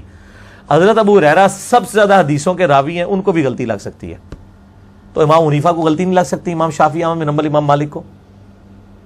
امام ابو ہریرہ جو امت کا حدیث میں امام ہے، اس کو اگر غلطی لگ سکتی ہے تو ان کو غلطی نہیں لگ سکتی؟ تو یہ بڑی یعنی توہین کرتے ہیں. یہ قیاس اور اجتہاد کیا حضرت ابو ہریرہ نے, ان کا بھی غلط نکلا. ابو داؤد ترمذی کے اندر حدیث موجود ہے, ابن ماجہ میں بھی, 3 کتابوں میں. اس میں شریک القاضی مدلس ہیں, لیکن سما کی تصریح سنن الکبریٰ البیہقی میں ہے. ایک صحابی نے حضور کو سجدہ کیا, کہا میں کوفے کے پاس ایک ہیرا شہر ہے وہاں گیا, سردار اپنے سردار کو لوگ سجدہ کرتے تھے, آپ تو اللہ کے پیغمبر ہیں, میں آپ کو اس لیے سجدہ کیا. یعنی انہوں نے اس پہ قیاس اور اجتہاد کیا. یہ قیاس اور اجتہاد کو لیے پھرتے ہیں نا, ہم بھی قیاس اور اجتہاد کو مانتے ہیں, لیکن کتاب و سنت کے خلاف نہ ہو. نبی علیہ السلام نے فرمایا سر اٹھا, جب میں فوت ہو جاؤں گا تو میری قبر سے بھی گزرے گا, کیا میری قبر پہ سجدہ کرے گا؟ کہا نہیں یا رسول اللہ. تو فرمایا مجھے کیوں کر رہا ہے؟ اگر میں سجدہ جائز سمجھتا تو بیویوں سے کہتا کہ اپنے خامدوں کو سجدہ کریں اس حق کے سبب جو اللہ نے ان کو دیا ہے. اس صحابی نے تو نہیں کہا عشق کے چلے نمبر رہ گئے, یا رسول اللہ میں نے اجتہاد ہی کیا, آپ اجتہاد کو نہیں مانتے؟ نعوذ باللہ. بھائی اجتہاد اور قیاس صحابی کا ایکسیپٹیبل نہیں ہے کتاب و سنت اور اجماع امت کے خلاف, چاہے جائے کہ عام آدمی کا. قیاس اور اجتہاد کتاب و سنت کے خلاف نہ ہو, وہ قیامت تک جاری ہے. بلکہ مقلد تو ہوتا ہی وہ ہے جو اجتہاد کا منکر ہو, ہم اجتہاد کو ماننے والے ہیں. مقلد تو کہتا نہیں امام نے جو کچھ کر لی, جبکہ آج کے تو 90% مسائل آج کے دور کے مسائل ہیں. ویڈیو کیمرے کا مسئلہ, انتقال خون کا مسئلہ, ریل گاڑی میں نماز کا مسئلہ, یہ امام حنیفہ, امام شافعی, امام احمد بن حنبل, امام مالک نے کہاں لکھا ہوا ہے؟ قیامت تک اجتہاد جاری ہے. یہ تو اسلام کی خوبصورتی ہے. اور یہ کہتے ہیں حدیث میں یہ مسئلہ کہاں لکھا ہے؟ بھائی حدیثوں میں اس لیے یہ مسائل نہیں ہے, اس میں رولز بتا دیے کہ قیامت تک کے لیے اجتہاد ہوتا رہے گا. اجتہاد اس امت کی اللہ نے سمجھ لیں ماتھے کا جھومر رکھا ہے کہ کسی ایک بندے پہ فکس نہیں رکھنا اس کو. کتاب اللہ, سنت, اجماع یہ ایبسولوٹ ہے, اجتہاد ریلیٹیو ہے.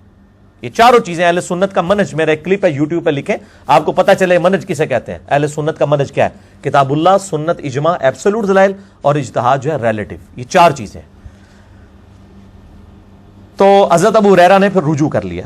چوتھی مثال بھی صحیح بخاری میں 6922, ترمذی میں بھی موجود ہے 1458. مولا علی علیہ السلام علم کا پہاڑ ہے. صحیح مسلم میں حدیث ہے, اما عائشہ سے کسی نے آگے پوچھا کہ یہ موزوں پر مسح کی مدت کیا ہے. صحیح مسلم میں اوپر تلے 3 حدیثیں ہیں. 639 انٹرنیشنل نمبر کے مطابق, 639, 640, 641 شروع میں. تو سیدہ عائشہ نے کہا کہ علی ابن ابی طالب کے پاس جاؤ, وہ مجھ سے بڑے عالم ہیں, ان کا زیادہ وقت نبی علیہ السلام کے ساتھ گزرا ہے. بیوی زیادہ قریب ہوتی ہے یا دوست؟ بیوی.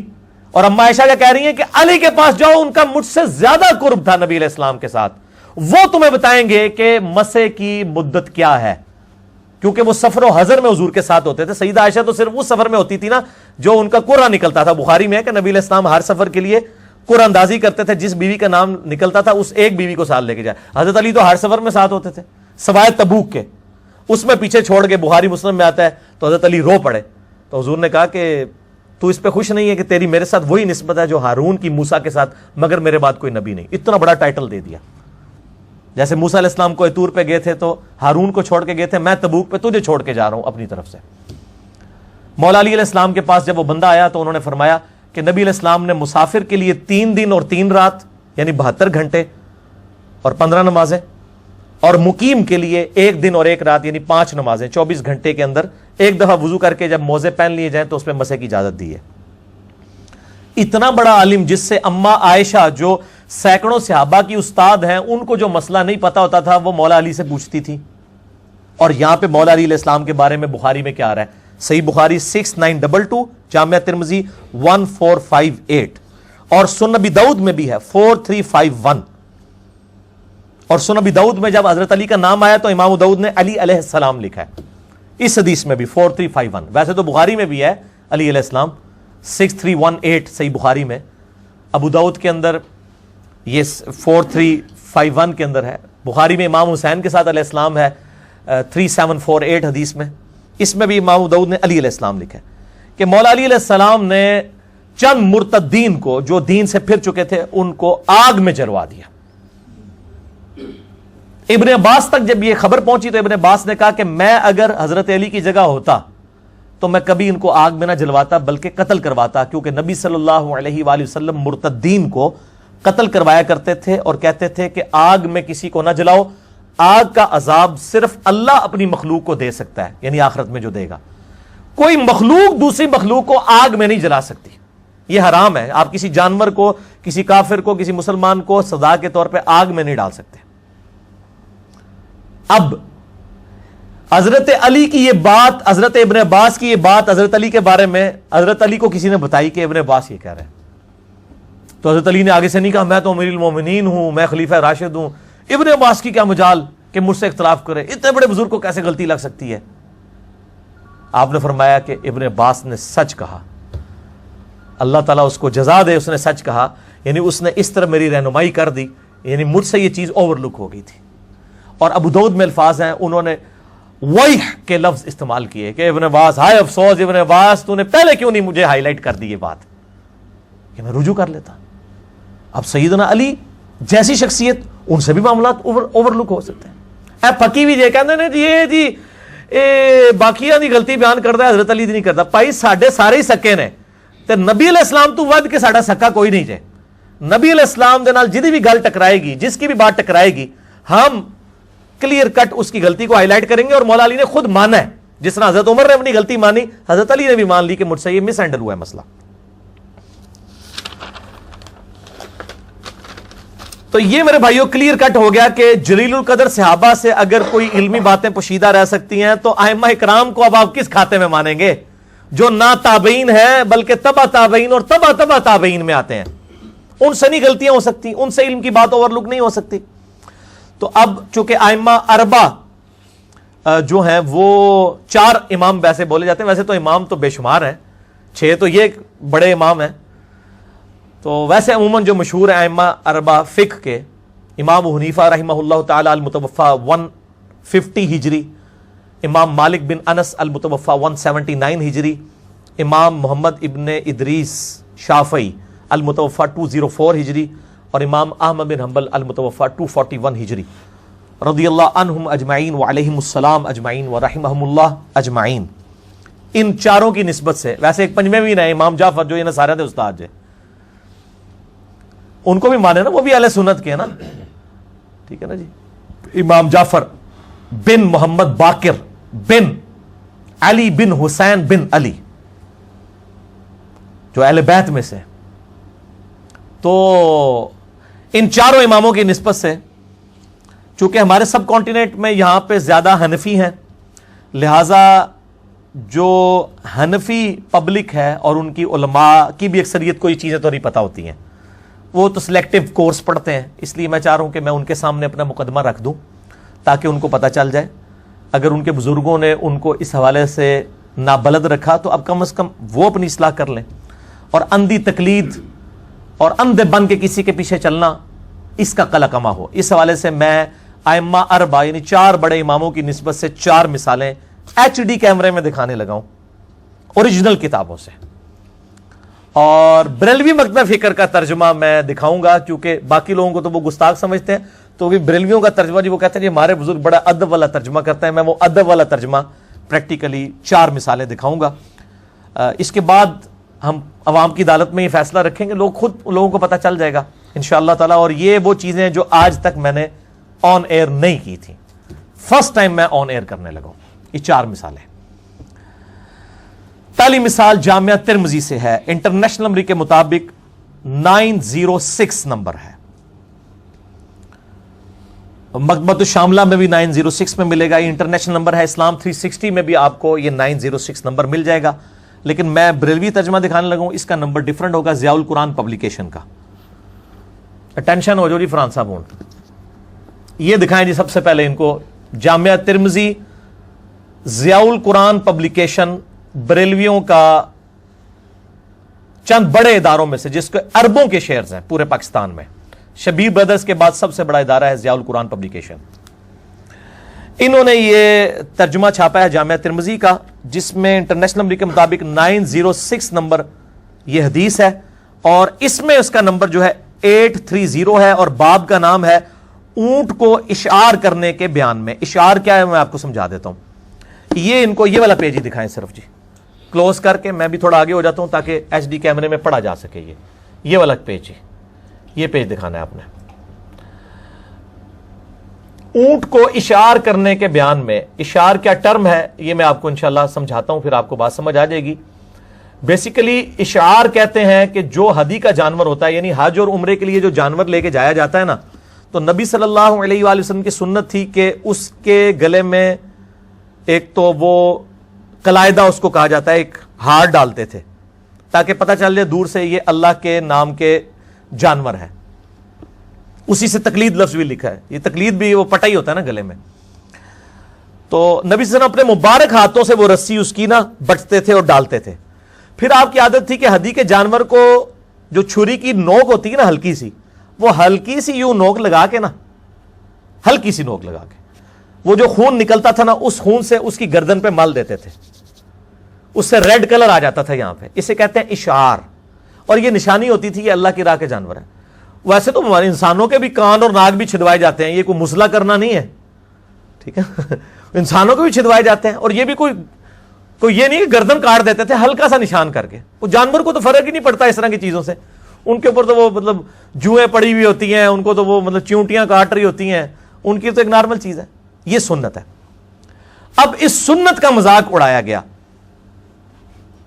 تو امام ترمذی رحمہ اللہ تعالیٰ نے ایک واقعہ نقل کیا ہے اسی کانٹیکسٹ میں. جامعہ ترمذی 906 انٹرنیشنل نمبر کے مطابق، ضیاء القرآن میں 830، جو میں نے آپ کو ایچ ڈی کیمرے میں دکھا دیا. امام ترمذی فرماتے ہیں کہ میں نے یوسف بن عیسیٰ سے سنا، وہ فرماتے ہیں میں نے امام وکی سے سنا کہ جب یہ حدیث روایت کی گئی تو اس معاملے میں اہل رائے کے قول کو نہ دیکھو. امام ترمذی اہل رائے کہتے ہیں حنفیوں کو کہ یہ اپنی رائے سے فتویٰ دیتے ہیں، کتاب و سنت سیکنڈ پرائرٹی پہ آ جاتا ہے. اہل الرائے ان کو کہا جاتا ہے، اہل کوفہ کو. تو امام وکی یہ حدیث بیان کر رہے تھے کہ اشعار کرنا سنت ہے. وہ کہتے ہیں اس کے معاملے میں اہل رائے کی یعنی حنفیوں کی رائے کو نہیں دیکھنا، اشعار کرنا زخم لگانا سنت ہے، اور ان کا مخالفین کا قول اہل الرائے یعنی اہل کوفہ کا قول بدعت ہے. یہ حنفیوں کے اقوال کو کیا کہہ رہے ہیں امام ترمذی کیا لکھ رہے ہیں؟ بدعت. ان کی فقہ کے مسئلے کو بدعت. امام ترمذی فرماتے ہیں میں نے ابو صائب سے سنا، وہ کہتے تھے ہم امام وکی کے پاس تھے کہ انہوں نے اہل رائے میں سے ایک شخص کو کہا کہ نبی صلی اللہ علیہ وآلہ وسلم تو اشعار کرتے تھے. اچھا، تو اس نے آگے سے کیا کہا کہ امام حنیفہ رحمہ اللہ فرماتے ہیں کہ یہ تو مسلح ہے، یعنی شکل بگاڑنا. استغفر اللہ واتوب الیہ. اس شخص نے کہا کہ ابراہیم نخی بھی کہتے ہیں کہ یہ مسلح ہے. وہ راوی کہتا ہے میں نے امام وکی کو دیکھا کہ وہ سخت غصے سے غضبناک ہو گئے. منو کہندے نے ایدی اکھاں سرخ ہو جاندیاں نے، اور پائی نبی دے گستاخاں دے بارے میری اکھاں کیوں نہ سرخ ہون؟ امام وکی اتنا بڑا امام، اس کو جب کسی نے کہا نا کہ امام حنیفہ تو کہتے ہیں یہ مسلح کرنا ہے، اور ابراہیم نخی تابعی بھی کہتا ہے کہ یہ مسلح کرنا ہے، اشعار کرنا، تو وہ غصے سے غضبناک ہو گئے اور کہا کہ میں کہتا ہوں کہ نبی علیہ السلام نے فرمایا اور تو کہتا ہے کہ ابراہیم نخی اور ابو حنیفہ یہ کہتا ہے. تو اس بات کا حقدار ہے کہ تجھے قید کر دیا جائے اور جب تک تو توبہ نہ کرے تجھے رہا نہ کیا جائے. امام وکی زندہ ہونا آج کل کے سارے مقلدین کو جیلوں میں ڈال دیں. یہ آپ دیکھ لیں. اب نیچے انہوں نے وہ فے ڈالی ہے فساد والی، ویسے تو فے فائدہ والی ہوتی ہے نا، ایک فے فساد والی فا. اب ان کو پتا چل گیا یہ معاملہ گڑبڑ ہو گیا. اب چونکہ یہ حنفی تھے بریلوی، لکھا اشعار کہتے ہیں اتنے زخم لگائے جائے کہ کھال کے گوشت میں زخم نہ پہنچے. امام حنیفہ کے نزدیک بھی اشعار سنت ہی ہے. آپ نے اپنے اہل زمانہ کے اشعار کو مسلح کہا کیونکہ وہ زیادہ گوشت میں گہرا زخم لگا دیتے تھے تاکہ وہ اس سے جانور کے ہلاک ہونے کا خطرہ ہو جاتا تھا. ایک گل جیڑی تو پہ لکھنا ہے اللہ دے بندے امام وکی نو نہیں پتا، یعنی جس کو کہتے ہیں نا دفاع کرنے کے لیے انہیں نہیں، اصل اے نہیں، اس طرح تو آپ ہر باطل چیز کا دفاع کر لیں گے. ٹھیک ہے، یہ پہلی مثال تھی. آیا جائے مزہ؟ ہاں. اچھا دوسری مثال سنو. جامعہ ترمذی میں انٹرنیشنل نمبر کے مطابق 559 ہے. اسی جامعہ ترمذی میں بریلویوں کا ترجمہ دکھانے لگا ہوں، اور بریلویوں کے ترجمے میں ہے 512. ٹھیک ہے جی. نماز استسقاء کے بارے میں یہ دکھائیں جی ان کو. یہ جو میں نے انڈر لائن کیا ہوا ہے جتنا حصہ یہ والی دکھانا ہے، یعنی یہ پورا جس میں ریڈ اور بلو ہے، یہ ذرا دکھائیں جی ان کو. جامعہ ترمذی میں انٹرنیشنل نمبر کے مطابق 559 ہے. بریلویوں کا ترجمہ آپ کے سامنے ہے. اسلام 360 کھول کے خود پڑھ سکتے ہیں، PDF بھی پڑھ سکتے ہیں، آپ کو خود بخود معاملات پتہ چل جائیں گے. نماز استسقاء آپ کو پتہ ہے سنت ہے. بخاری اور مسلم میں درجنوں حدیثیں موجود ہیں کہ جب بارش نہیں ہوتی تھی تو نبی صلی اللہ علیہ وآلہ وسلم نماز استسقاء پڑھتے تھے. اس میں کئی زیادہ تکبیرات ہوتی ہیں، رفع الیدین والے معاملات، باقی سارے وہ ایک علیحدہ سے بحث ہے، وہ میں نہیں اس کو ڈسکس کرتا. بہرحال نماز استسقاء کے بارے میں جب حدیث لی نا امام ترمذی نے یہ 559، اس کے بارے اس میں پھر جو ہے وہ امام ترمذی کیا لکھتے ہیں؟ وقال النعمان ابو حنیفہ لا تصلی صلاۃ الاستسقاء، وہ کہتے ہیں کہ ابو حنیفہ یہ کہتے ہیں کہ نماز استسقاء نہیں پڑھنی چاہیے۔ بخاری مسلم میں درجنوں حدیثیں ہیں نبی علیہ السلام نماز استسقاء پڑھتے تھے، اور آج حنفی بھی پڑھتے ہیں ماشاءاللہ، لیکن ان کو پتہ نہیں ہے۔ امام ترمذی کہتے ہیں کہ نعمان ابو حنیفہ یہ کہتے تھے کہ صلاۃ الاستسقاء نہیں پڑھی جائے گی، اور نہ اس میں چادر پلٹنے کا حکم دیتا ہوں۔ نبی علیہ السلام یعنی وہ دعا کرتے تھے، اس کے بعد اپنی جو چادر لی ہوتی تھی اس کو پلٹ لیتے تھے، بلکہ وہ سارے دعا کریں گے اور واپس لوٹ جائیں گے۔ وہ کہتے ہیں بارش کے لیے صرف دعا کی جائے، نماز نہ پڑھی جائے۔ امام حنیفہ یہ کہتے ہیں۔ اس پہ امام ترمذی کیا کمنٹس کہتے ہیں؟ قال ابو عیسیٰ محمد بن عیسیٰ ترمذی خلف السنہ، وہ کہتے ہیں کہ ابو حنیفہ سنت کا مخالف ہے اس مسئلے میں۔ انہوں نے یہ نہیں کہا اجتہادی غلطی ہو گئی ہے، غلطی نہیں کہا ابو حنیفہ سنت کی مخالفت کرنے والا ہے۔ کتنے سخت لفظ استعمال کیے ہیں امام ترمذی نے، ٹھیک ہے؟ تو یہ میں نے اس لیے پبلک کے سامنے رکھ دیا ہے تو معاملہ سامنے ہو جائے۔ ان کا بھی ذرا ترجمہ سنیں نا۔ حضرت امام نعمان ابو حنیفہ فرماتے ہیں استسقاء کے لیے نماز نہیں پڑھی جائے گی، نہ چادر پلٹنے کا حکم دیتا ہوں، بلکہ سارے دعا کریں گے اور واپس لوٹ جائیں گے۔ امام ترمذی فرماتے ہیں یہ بات سنت کے مطابق نہیں ہے۔ اے ترجمہ دیکھو کیسا بدلیا نے، عربی کے الفاظ کیا ہیں؟ قال ابو عیسیٰ خلف السنہ، یہ سنت کی مخالفت کرنے والا ہے۔ اس الفاظ کی انٹیسٹی اور یہ انٹیسٹی کہ یہ سنت کے مطابق نہیں ہے، کیڈا فرق ہے۔ تسی جو مرضی کرو، اللہ دے بندو، میں نہیں کہتا باندر ہاتھ بندوق آ گئی ہے، ٹھیک ہے؟ یہ پبلک کے ہاتھ میں ہر چیز آ گئی ہے، اب کوئی جان نہیں چھڑا سکتا دوسرے سے۔ تیسری مثال، وہ تو اتنی یعنی حیران کون ہے کہ وہ تو جسے کہتے ہیں نا ہر چیز ہی وہ دریائی کوزے میں بند ہو گیا ہے۔ یہ دکھائیں جی ان کو، المصنف ابن ابی شیبہ، دنیا میں حدیث اور آثار کا سب سے بڑا مجموعہ، اگرچہ اس میں اکثر روایتیں ضعیف بھی ہیں، لیکن یہ امام حنیفہ رحمہ اللہ کے بارے میں کیا انہوں نے لکھا؟ المصنف ابن ابی شیبہ بخاری اور مسلم کے استاد ہیں، المتوفى 235 ہجری۔ انہوں نے ایک پورا چیپٹر بنایا ہے، اس چیپٹر کا نام ذرا ان کو دکھائیں جی ایچ ڈی کیمرے میں، یہ نہ کہ یہ خود سے میں نے بنایا ہے۔ یہ چیپٹر ہم نے ہماری ویب سائٹ اہلسنتپاک.com پر ریسرچ پیپر نمبر 17 کے نام سے 487 آثار اور روایات ہم نے اپلوڈ کر دی ہیں پی ڈی ایف فارم میں، بہت عرصہ paper number 17 number download کر کے پڑھ سکتے ہیں، یہ اردو ترجمے کے ساتھ۔ یہ امام ابن ابی شیبہ، یہ 11ویں جلد ہے میرے ہاتھ میں، انہوں نے ایک پورا باب بنایا، اس کا نام ہے کتاب الرد علی ابی حنیفہ۔ یہ چیپٹر ہے ابو حنیفہ کے رد پہ، اس پہ انہوں نے اکتفا نہیں کیا، اس کے نیچے انہوں نے کیا لکھا ہے؟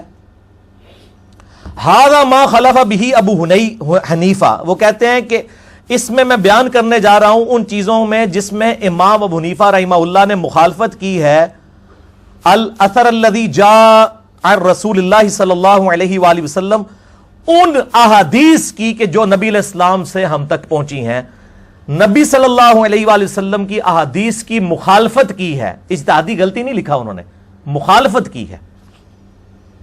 125 مسائل لکھے انہوں نے، 487 روایتیں لے کے آئے ہیں انٹرنیشنل نمبر کے مطابق، تو اس کا نمبر ڈیفرنٹ ہوگا چونکہ اب پی ڈی ایف یہ مکتبہ رحمانیہ کا آ چکا ہے۔ اس کی نمبرنگ میں بتا دیتا ہوں، 37202 سے لے کے 37688 تک۔ آپ سب کو شوق ہوگا پڑھنے کا تو اس کو ڈاؤن لوڈ کر دیں، ہم نے تو کوئی 2-3 سال پہلے ہی چڑھا دیا تھا یہ چیپٹر، کتاب الرد علی ابی حنیفہ۔ تو کوئی یہ گستاخ نہیں ہوئے، ابن ابی شیبہ کو سارے کوٹ کرتے ہیں الحمدللہ۔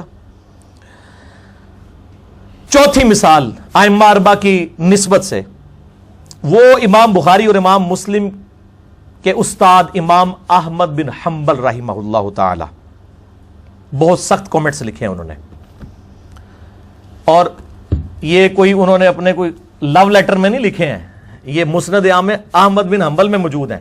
یہ مکتبہ رحمانیہ کی مسند احمد بن حنبل جو ہے وہ آلموسٹ 14 جلدوں میں اردو میں پی ڈی ایف اس کا آ چکا ہے، آپ کے پاس یوٹیوب پہ بھی آپ دیکھیں تو میں نے کئی کلپس کے اندر اس کو دکھایا ہے، گوگل میں آپ کو مل بھی جائے گا۔ یہ مسند امام احمد بن حنبل میں انٹرنیشنل نمبر کے مطابق ہے، جلد 5 صفحہ 357 میں، مکتبۃ الشاملہ کا نمبر ہے 23077، اور یہ جو میرے ہاتھ میں پی ڈی ایف ہے اس میں نمبر ہے 23415۔ اور اس کی جو ہے وہ جلد 10 ہے. یہ ان کو کیمرے میں ذرا دکھا دیں جی, پھر میں انشاءاللہ اس کو ڈسکس کرتا ہوں. یہ دکھائیں جی کہ امام احمد بن حنبل رحمہ اللہ تعالی نے امام ابو حنیفہ رحمہ اللہ کے بارے میں کس طریقے سے گفتگو کی. یہاں پہ پبلک کو انہوں نے جھوٹ مشہور کیا ہوا ہے. وہ جی امام شافعی جب امام حنیفہ کی قبر پہ جاتے تھے اونچی آمین کہنا چھوڑ دیتے تھے, رفع یدین چھوڑ دیتے تھے. اور جھوٹے ہو, اللہ دے بندے ہو, جھوٹ مار دے ہو امام ہوتے, اتنا احترام کرتے تھے. تو اس لیے جب آپ مطلب حنفیوں کی مسجد میں ہیں تو رفع یدین نہ کریں. تو ہم یہ کہتے ہیں ٹھیک ہے, جب پھر حنفی حج اور عمرے کے لیے جاتے ہیں مکہ مدینے تو آپ ان کو پڑھایا کریں کہ وہاں جا کے رفع یدین شروع کر دیا کریں, کیونکہ وہ تو کرتے ہیں. ہاں ان دسو کریں گے, یہ اتنا حوصلہ کریں گے؟ یہ اپنے لیے ہے سب کچھ, یہ میٹھی میٹھی باتیں صرف دوسروں کو مشورے دینے کے لیے ہیں. اچھا, تو اب یہ جو میں نے آپ کو دکھایا ایچ ڈی کیمرے میں مسند امام احمد بن حنبل میں, اس میں کیا الفاظ ہیں؟ حدثنا اسحاق ابن یوسف, وہ کہتے ہیں کہ اسحاق ابن یوسف نے بیان کیا اخبرنا ابو فلانہ, کہ مجھے خبر دی ہے ابو فلانے نے. یہ ہم اردو میں بھی پنجابی میں بھی فلانا استعمال کرتے ہیں نا, ابو فلانا کذا قال ابی لم یسمعہ علی عمد وحدثنا غیرہ فسمہ یعنی ابا حنیفہ عن علقمہ. یہ احمد بن حنبل کا بیٹا کہتا ہے کہ میرے باپ نے جب مجھ سے حدیث بیان کی ہے تو اس نے لفظ ابو فلانا استعمال کیا ہے اور اس فلانے کا نام نہیں لیا, جبکہ مجھے, اور جان بوجھ کے میرے باپ نے نام نہیں لیا, جبکہ مجھے جب دوسری جگہ سے یہ حدیث پتہ چلی تو مجھے پتا چلا کہ یہ ابو فلانا جو ہے نا, یہ ابو حنیفہ کو انہوں نے کہا ہے ابو فلانا. حالانکہ احمد بن حنبل کو امام حنیفہ کا نام بھول گیا تھا یا ان کو نہیں پتا تھا, ان سے زیادہ کون جانتا تھا. یہ کہتے ہیں جی وہ باقی سارے امام تو ان کے شاگرد ہیں, جی شاگردوں کے شاگرد ہیں, لیکن انہوں نے کیا نام لیا؟ ابو فلانا. اور کہتے ہیں جب مجھے باقی روایتیں پتہ چلی مجھے پتہ چلا اچھا یہ ابو حنیفہ عن علقمہ کر رہا ہے. وہ جو ترمذی کی 257 روایت ہے نا جس میں وہ تدلیس والا سفیان ثوری کا مسئلہ ہے, وہ بھی انہی صاحب کے ساتھ تھا, اس لیے انہوں نے نام چھپا لیا تھا. میں نے مسئلہ 70B میں نہیں بتایا تھا, لیکن اب میں نے ویڈیو میں بتا دی یہ بات کہ وہ امام حنیفہ سے انہوں نے تدلیس کی ہوئی تھی, اس لیے ان کا راوی کا نام چھپا کے سفیان ثوری نے ان سے روایت کی تھی.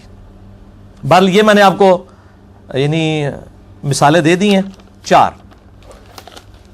اب میں چونکہ مجھ سے مزاج آدمی ہوں, انصاف کا تقاضا ہے کہ جب میں نے امام حنیفہ رحمہ اللہ کے حوالے سے یہ چیزیں بیان کی ہیں میں ان کی پازیٹیو چیز بھی ہائی لائٹ کروں پبلک کے سامنے, کہ ان تک جب کوئی بات پہنچتی تھی تو وہ رجوع بھی کر لیتے تھے, اور اس کا ثبوت بھی جامعہ ترمذی سے میں دوں گا انشاءاللہ تعالی. ترمذی میں انٹرنیشنل نمبر کے مطابق 99 نمبر یہ روایت ہے, لیکن یہ روایت یہ پبلک کو نہیں دکھا سکتے, اس کی وجہ ہے کہ اس میں اپنا مسئلہ ہے کہ ان کا فارغ ہو جائے گا. ضیاء القرآن پبلیکیشن میں 92 نمبر ہے اور انٹرنیشنل نمبر 99 ہے. یہ ذرا ان کو انڈر لائن کیے ہوئے جی دکھائیں جی.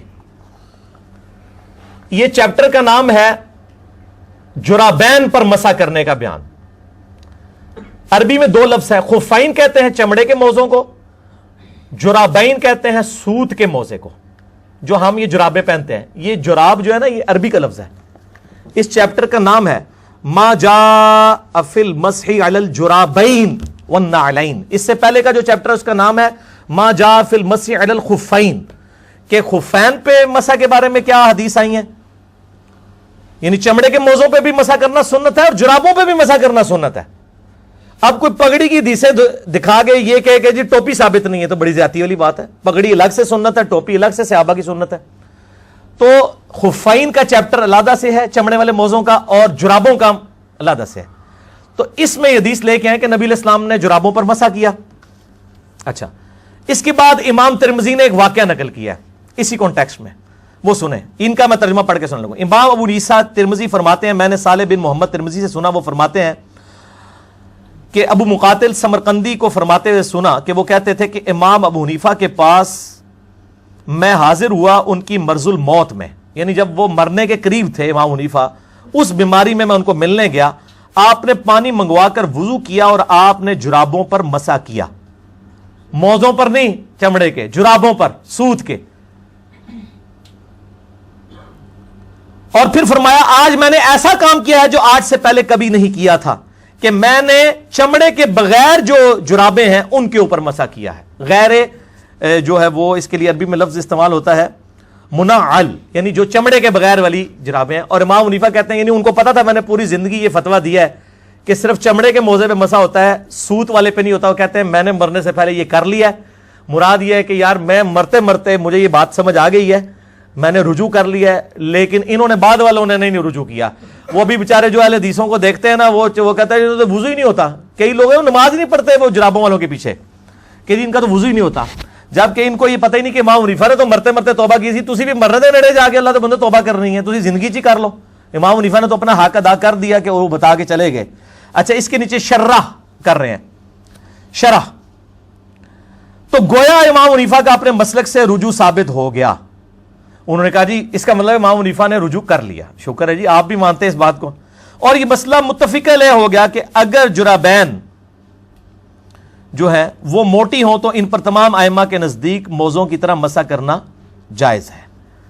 تو الحمدللہ ہماری موٹی ہوتی ہیں جرابیں. باریک جرابیں وہ ہوتی ہیں جن میں سے جسم نظر آئے.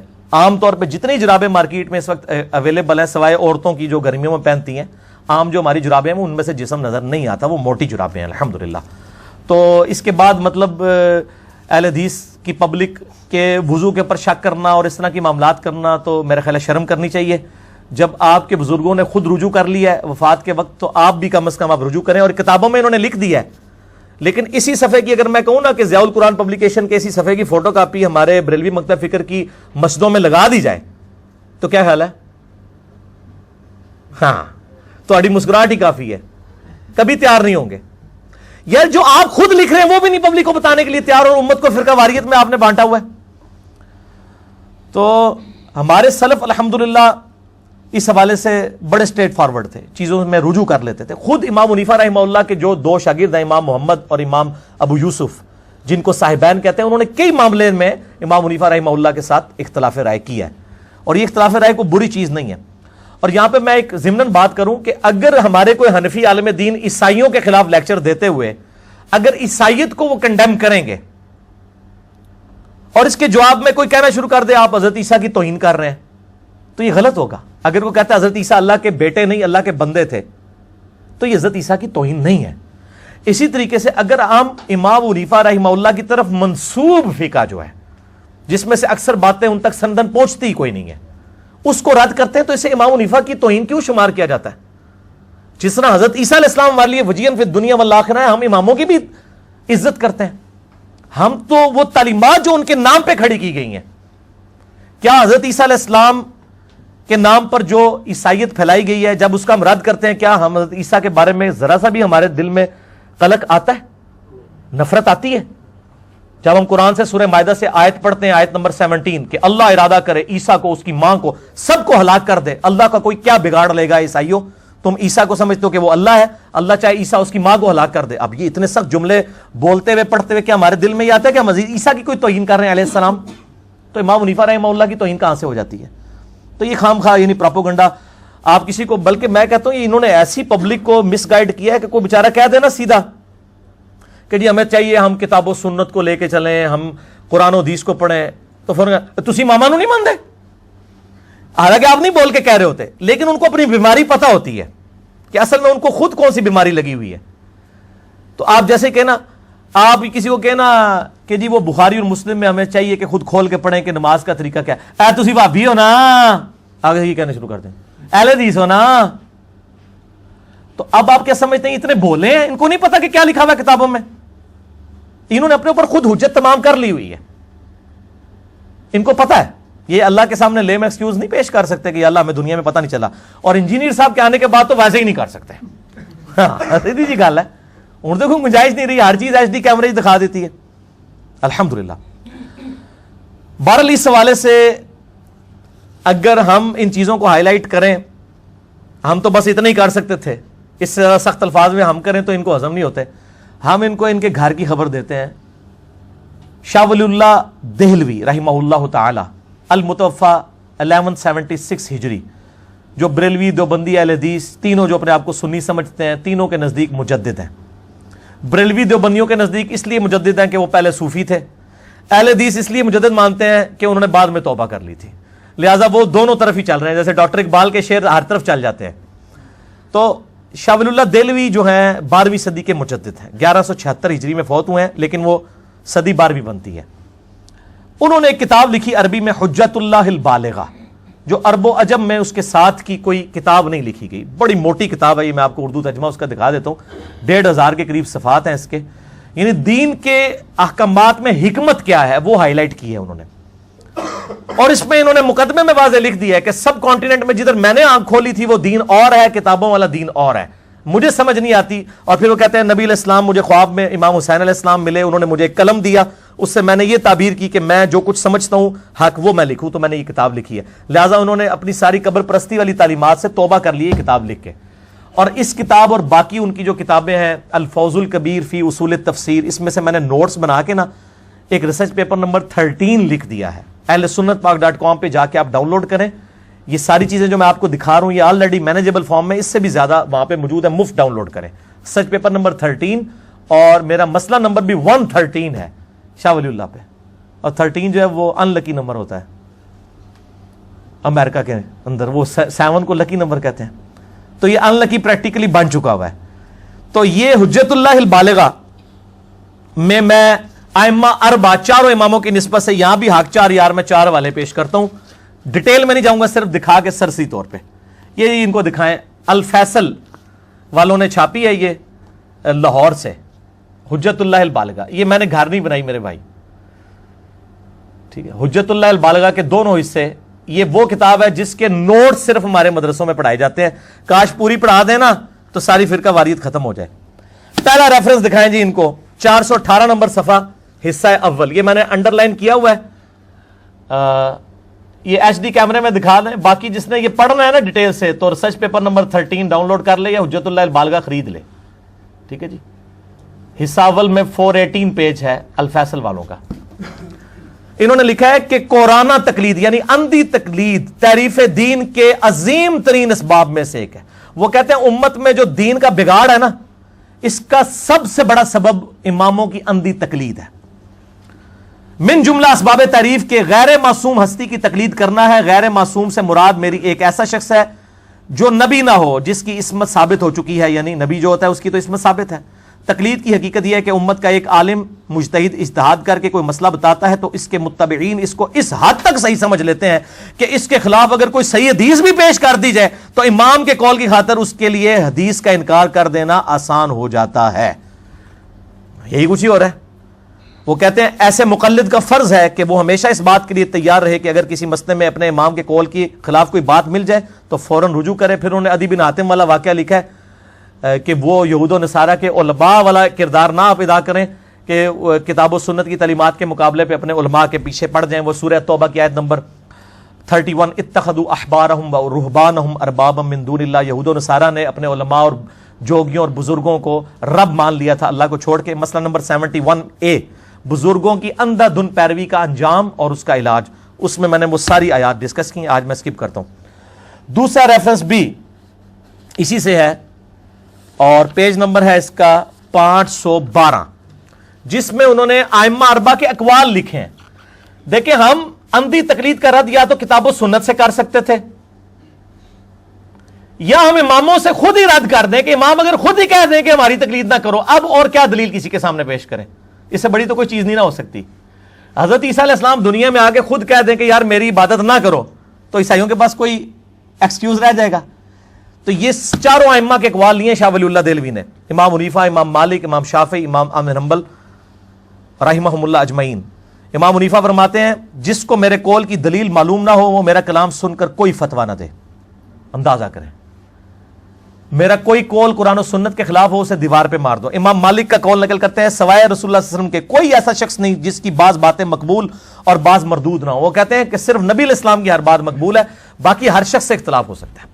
بلکہ یہ تواتر سے نقل ہوا ہے کہ وہ قبر رسول کی طرف اشارہ کر کے کہتے تھے اس صاحب قبر صلی اللہ علیہ وآلہ وسلم کے علاوہ ہر شخص سے اختلاف رائے ہو سکتا ہے۔ پھر امام شافعی کا قول ہے جو کوئی صحیح حدیث تمہیں مل جائے بس میرا وہی مذہب ہے, اسی کو اختیار کرو, میرے فتوے کو چھوڑو, نبی علیہ السلام کی حدیث کو دیکھو. امام بن حنبل کا قول, وہ کہتے ہیں اللہ اور اس کے رسول کے مقابلے پر میرے کلام کی کوئی وقت نہیں ہے. ایک شخص نے امام سے کہا تو انہوں نے فرمایا میری تقلید مت کرو, نہ ہی امام مالک کی کرو, نہ ہی امام اوزائی کی, نہ ہی امام نقی کی تقلید کرو. احکام شریعہ کا ماخذ قرآن و حدیث ہے, اسی سے ان اماموں نے بھی اخذ کیا, تم بھی اسی سے اخذ کرو. ایک شخص آیا سی بھائی جی, کوئی مجتہد نہیں سی آیا, یہ کہتے ہیں جی آپ مجتہد ہیں یا مقلد ہیں. بھائی بیسک تو ہر چیز اجماع امت سے ثابت ہے, کسی کی تقلید کی ضرورت نہیں ہے, کتاب و سنت میں فاضل. چند ایک مسئلے ہیں, اور وہ بھی میں نے بتایا, وہ چند ایک مسئلے بھی آج کے دور میں تو ہمارے پاس تو وہ مسئلے ہیں کہ جو ہمارے بزرگوں نے لکھے نہیں. ہمارا مسئلہ تو ویڈیو کیمرے کا مسئلہ ہے. امام حنیفہ, امام شافعی, امام احمد بن حنبل, امام مالک رحمہ اللہ اجمعین نے کہاں لکھا ہے یہ مسئلہ؟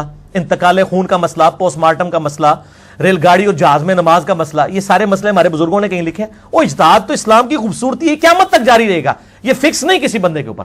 اور آپ دیکھ لیں امام بھی آپ کو پتہ ہے 4 ہیں. امام احمد بن حنبل کن اماموں کے نام لے رہے ہیں, امام اوزائی, امام نخعی, حالانکہ یہ ائمہ 4 میں تو نہیں آتے, یہ ان کے استاد ہیں. تو امام 4 نہیں ہیں, ہزاروں امام ہیں, سینکڑوں میں امام ہیں. حدیث کے بھی آپ دیکھ لیں, امام بخاری, امام مسلم, ابو داؤد, ترمذی, نسائی, ابن ماجہ, یہ بھی تو امام ہیں الحمدللہ.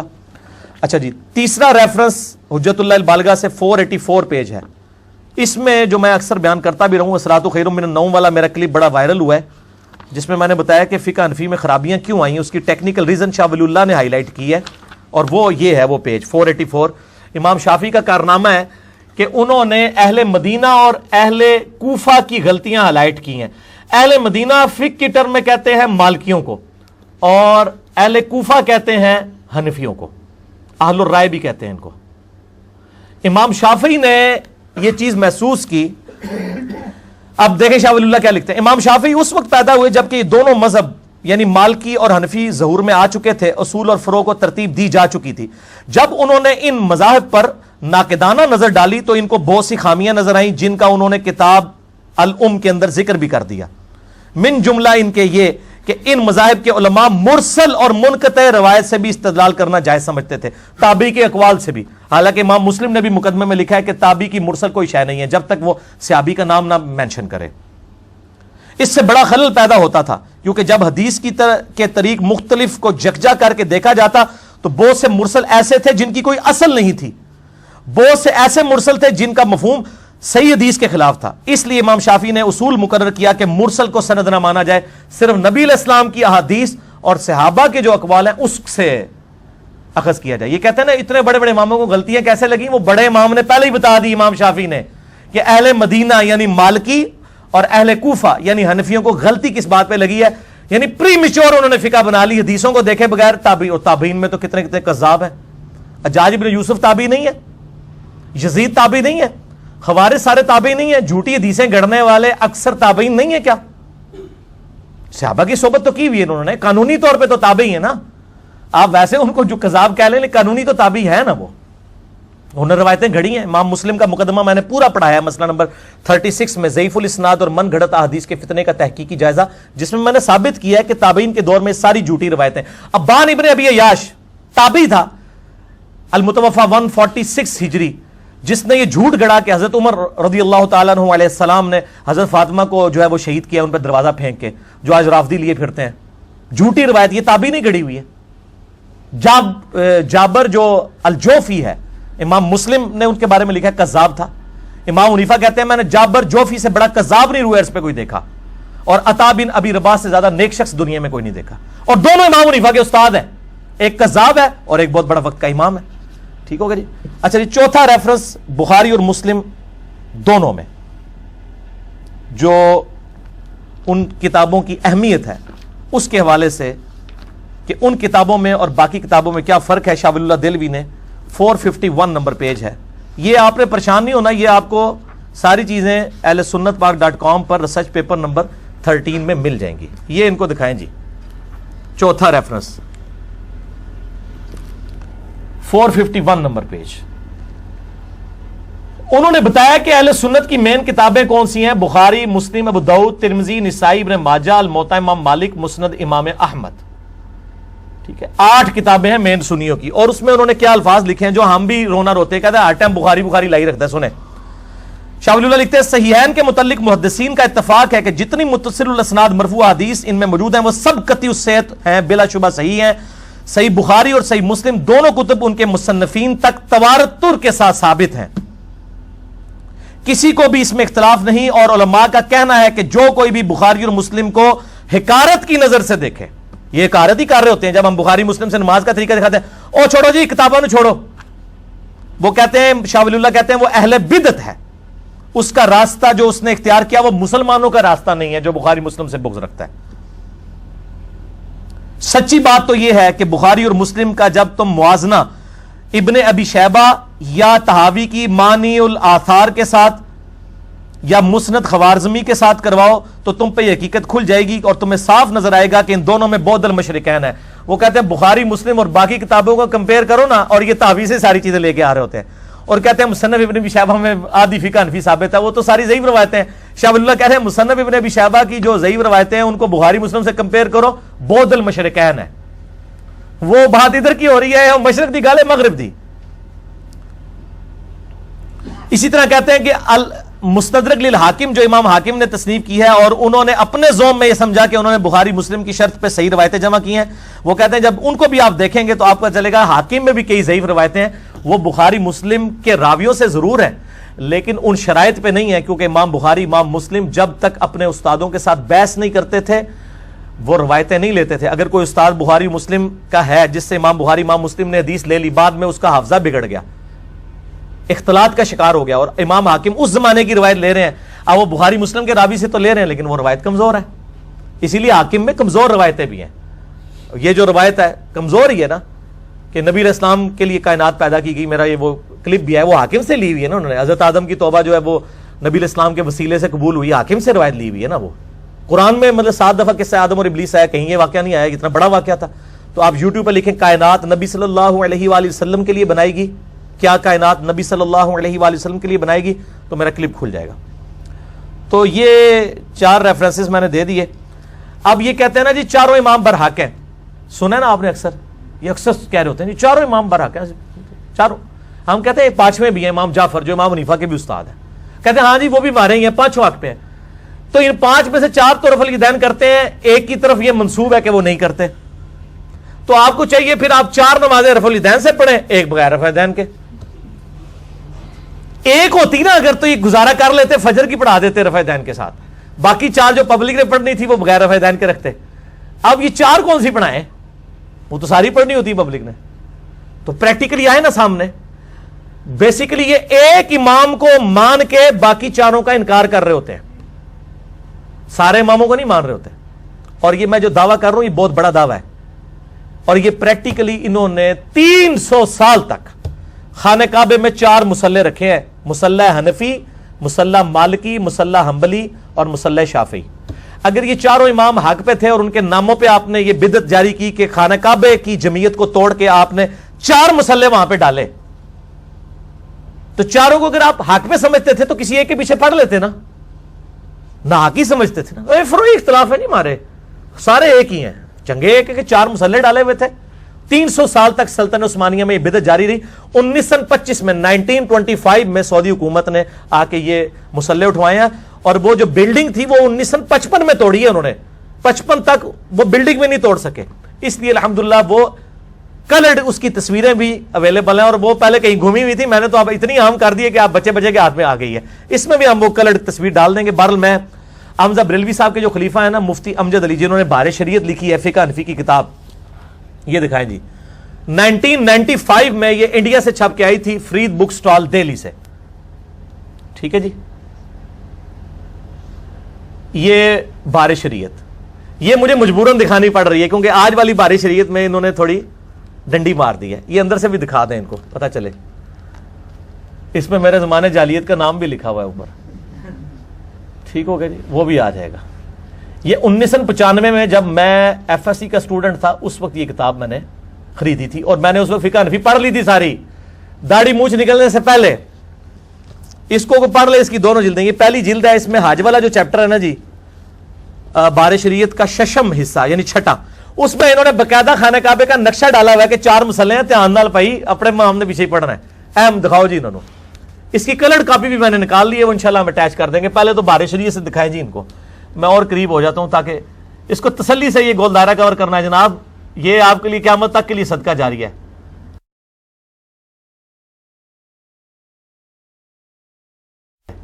اس کو اس طرح کلوز کریں کہ لوگوں کو پتا چل جائے کہ یہ چاروں اماموں کو تو حق کہتے تھے، لیکن چاروں اماموں کے نام پر ان اماموں کا کوئی قصور نہیں ہے. وہ وجیہن فی الدنیا والآخرہ ہے، حضرت عیسیٰ علیہ السلام کی طرح. قصور عیسائیت کا ہے. اسی طریقے سے ان لوگوں کا پیچھے قصور ہے جنہوں نے اماموں کے ناموں پہ یہ کیا ہے اور انہوں نے 4 مسلے کھڑے کیے تھے. یہ میں نے بار شریعت سے آپ کو دکھا دیا الحمدللہ. اور اب کسی کے پاس کوئی گنجائش نہیں ہے کہ ان چیزوں سے انکار کر سکے. اب تو ماشاءاللہ سوشل میڈیا کی برکت سے حق پھیل رہا ہے، بلکہ ماضی قریب سے میں نے دیکھا ہے حق پھیلنا شروع ہو گیا ہے. امام رضا بریلوی صاحب نے فتاوی رضویہ کے اندر باقاعدہ فتویٰ لکھا ہے کہ مدینہ حرم ہے. بخاری اور مسلم میں 50 حدیثیں مدینے کے حرم ہونے پہ، لیکن امام حنیفہ رحمہ اللہ مدینے کو حرم نہیں مانتے تھے. تو امام رضا بریلوی صاحب نے کہا میں حنفی ہوں لیکن میں امام حنیفہ کا یہ فتویٰ نہیں مانتا.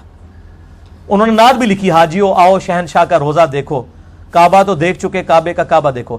اگر امام احمد رضا بریلوی صاحب امام حنیفہ رحمہ اللہ سے اختلاف کر کے صحیح حدیث کی روشنی میں حنفی ہیں تو ہم بھی حنفی ہیں. اگر کتاب و سنت کے دلائل کے اوپر آپ امام سے اختلاف کرنے کا نام حنفیت ہے تو میں حنفی ہوں. میں نے دیکھا نماز کا طریقہ بھی ان کا صحیح حدیث سے ثابت نہیں ہے. میں نے بخاری مسلم میں جو صحیح الاسناد حدیث تھی، رکوع میں جاتے وقت اور رکوع سے اٹھتے وقت رفع الیدین والا طریقہ ہم نے شروع کر دیا اور ہم نے امام حنیفہ کے قول پہ عمل کیا. انہوں نے خود ہی فرمایا میری کوئی بات کتاب و سنت کے خلاف ہو تو اسے چھوڑ دو. وہ کہتا نہیں انہوں نے چیلنج دیا، چیلنج نہیں دیا. آج میں نے دوسرا قول بھی ان کا بتا دیا. انہوں نے کہا کہ میری ہر بات نہ لکھا کرو، میری باتیں اگر کتاب و سنت کے خلاف ہوں جب تک تمہیں اس کی دلیل معلوم نہ ہو اس وقت تک میرے قول پہ بھی عمل نہ کرو. تو انہوں نے چیلنج نہیں دیا ہوا تھا، عارضی شو کی تھی. آپ کیوں ان کو متکبر بنانا چاہتے ہیں؟ کوئی چیلنج نہیں کیا. یہ چیلنج پیغمبر کے علاوہ کوئی دے ہی نہیں سکتا، باقی تو سارے غیر معصوم ہیں. تو ماضی قریب سے یہ سلسلہ شروع ہوا ہے. یعنی احمد بریلوی صاحب نے بہت بڑی جرت کی. اس کے بعد غلام سعود سعیدی صاحب میرے استاد ہیں جن سے میں نے کافی کچھ لرن کیا یعنی کتابوں کے ذریعے رحمہ اللہ تعالی. کچھ عرصہ پہلے ہی فوت ہوئے ہیں.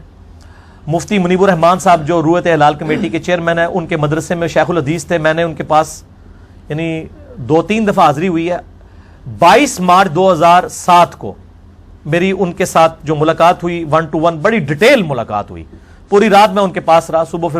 صبح میری فجر کے وقت تقریباً فلائٹ تھی اسلام آباد کی، تو میں ان کے ساتھ رہا. بڑے خوش ہوئے اور ماشاءاللہ پکے مواہد تھے، لیکن بس وہ فرقے کی اثر کی وجہ سے کچھ چیزیں کھول کے بیان نہیں کرتے تھے.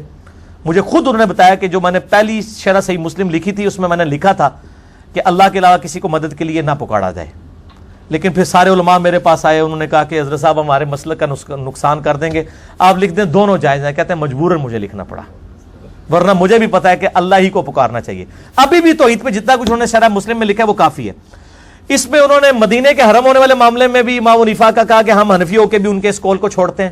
شوال کے 6 روزوں کو امام حنیفہ نہیں مانتے تھے. امام مالک نے الموطا امام مالک میں لکھا ہے کہ مجھے یہ روزے نہیں پتا، حالانکہ 5 کتابوں میں آئے ہیں مسلم، ابو داؤد، ترمذی، نسائی، ابن ماجہ میں کہ جو رمضان کے بعد شوال کے 6 روزے رکھے اسے پورے سال کے روزوں کا ثواب ملے گا. میرا کلپ بھی ہے اس کے اوپر. لیکن غلام سعود سعیدی صاحب نے کہا نہیں ہم شوال کے 6 روزوں کو مانتے ہیں، مسلم شریف میں حدیث آ گئی ہے. پھر عقیقہ کو زمانہ جاہلیت کی رسم کہتے تھے امام حنیفہ، لیکن انہوں نے کہا نہیں ہم مانتے ہیں. اور اس کے بعد انہوں نے ایک سٹیپ اور آگے طے کروایا جو میں آج ویڈیو میں دکھانے لگا ہوں HD کیمرے میں. اکثر آپ نے سنا ہوگا فتاوی شامی کے اندر ابن عابدین شامی المتوفا 1252 ہجری جنہوں نے رد المختار لکھی ہے. در مختار پہ حاشیہ ہے رد المختار. در مختار میں جو اعتراضات تھے نا فقہ حنفی کی کتاب پہ ان کا رد کیا ہے رد المختار میں. یہ در مختار میں خے ہے خرگوش والی اور رد المختار میں ہا ہے حلوائی والی. مختار ہے وہ، در مختار کا رد نہیں ہے، رد المختار نہیں ہے، رد المختار ہے. اس میں انہوں نے لکھا کہ اگر کسی شخص کو یہ یقین ہو کہ اپنے پیشاب اور اپنے خون سے اگر وہ تعویذ لکھے سورہ فاتحہ کا اور اس سے اس کو شفا ہو جائے گی تو یہ جائز ہے. اور ان کا یہ اسی طرح جیسے مجبوری میں خنزیر کا گوشت کھانا جائز ہے. تو تسی اللہ جو بندے ہو، وہ تو زندگی موت کی کشمکش ہوتی ہے اور آپ جو ہے وہ تعویذ دھاگوں کے چکر میں جو ہے وہ قرآن کی توہین کر رہے ہیں. किसी हनफी आलम की जरूरत नहीं हुई इसका रद्द करे।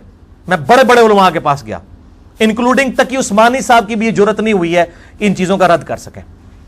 लेकिन गुलाम सूद सईदी साहब, अल्लाह ताला उनको इसी बात की वजह से ही बख्श दे उनकी खताओं को, उन्होंने बड़ी जुर्रत की है।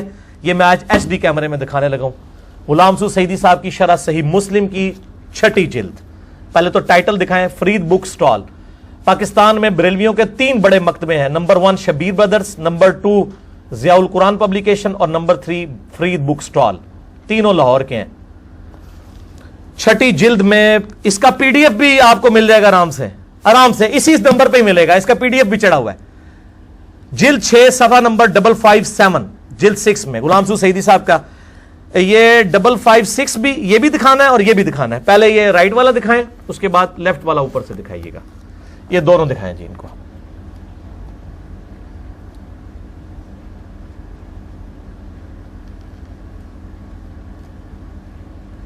ये शरह सही मुस्लिम 6ठी जिल्द, गुलाम सूद सईदी साहब ने अल्हम्दुलिल्लाह दुर्र मुख्तार पे जो हाशिया था रद्दुल मुख्तार, उसकी इबारत कोट की, पूरी इबारत कोट की उन्होंने। उसके बाद उसके ऊपर जो कमेंट्स किए हैं ना, वो समझें हर मुसलमान के दिल की आवाज है। और ये जुर्रत अगर हम करते तो हमें इन्होंने कहना था बुजुर्गों के गुस्ताख हैं। इन्होंने ये सब कुछ लिखा है ना, इब्न आबदीन शामी की वो इबारत लिखी अरबी वाली और रद्दुल मुख्तार की। उसके बाद वो लिखते हैं, उन्होंने कहा कि अगर किसी आदमी की नक्सीर फूट गई, ये इब्न आबदीन शामी, और इब्न आबदीन शामी वही है जिसने मोहम्मद बिन अब्दुल वहाब साहब को कहा था कि ये नजदियों के बारे में जो बुखारी मुस्लिम में हदीस है, जो उम्मत हमेशा से खवारिज पे फिट करती थी, वो उन्होंने मोहम्मद बिन अब्दुल वहाब के ऊपर फिट कर दी। ये वो बंदा है इब्न आबदीन शामी। उसका अपना स्टेटस ये है कि कितनी गुस्ताखाना इबारत उसकी किताब में लिखी हुई है, इससे आप उसका इल्मी स्टेटस का अंदाजा कर लें।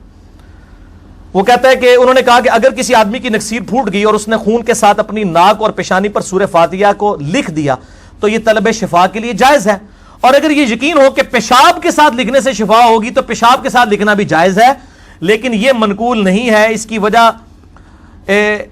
वजह यह है कि तलब शिफा की वजह से हुर्मत साकित हो जाएगी, जैसे भूखे और प्यासे के लिए खिंजीर खाना और शराब पीना हराम नहीं रहता।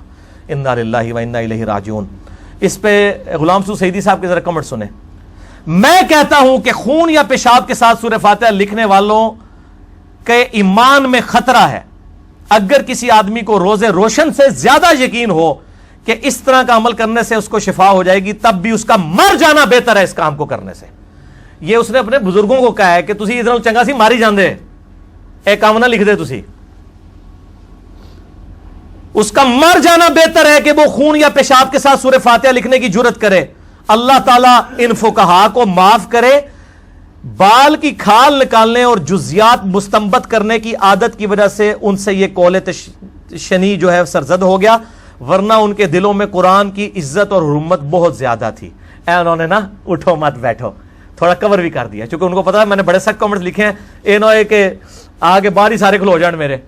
तो कहते हैं नहीं बुजुर्ग है, बहुत इज्जत करने वाले थे, लेकिन बाल की खाल होने की आदत ने उनको ये वो, और ये कंबाइंड बुजुर्ग हैं देवबंद और बरेलवी के। अल मुहन्नद अल मुफन्नद में अहले हदीस को खारजी लिखा है शेख खलीद सहारनपुरी ने,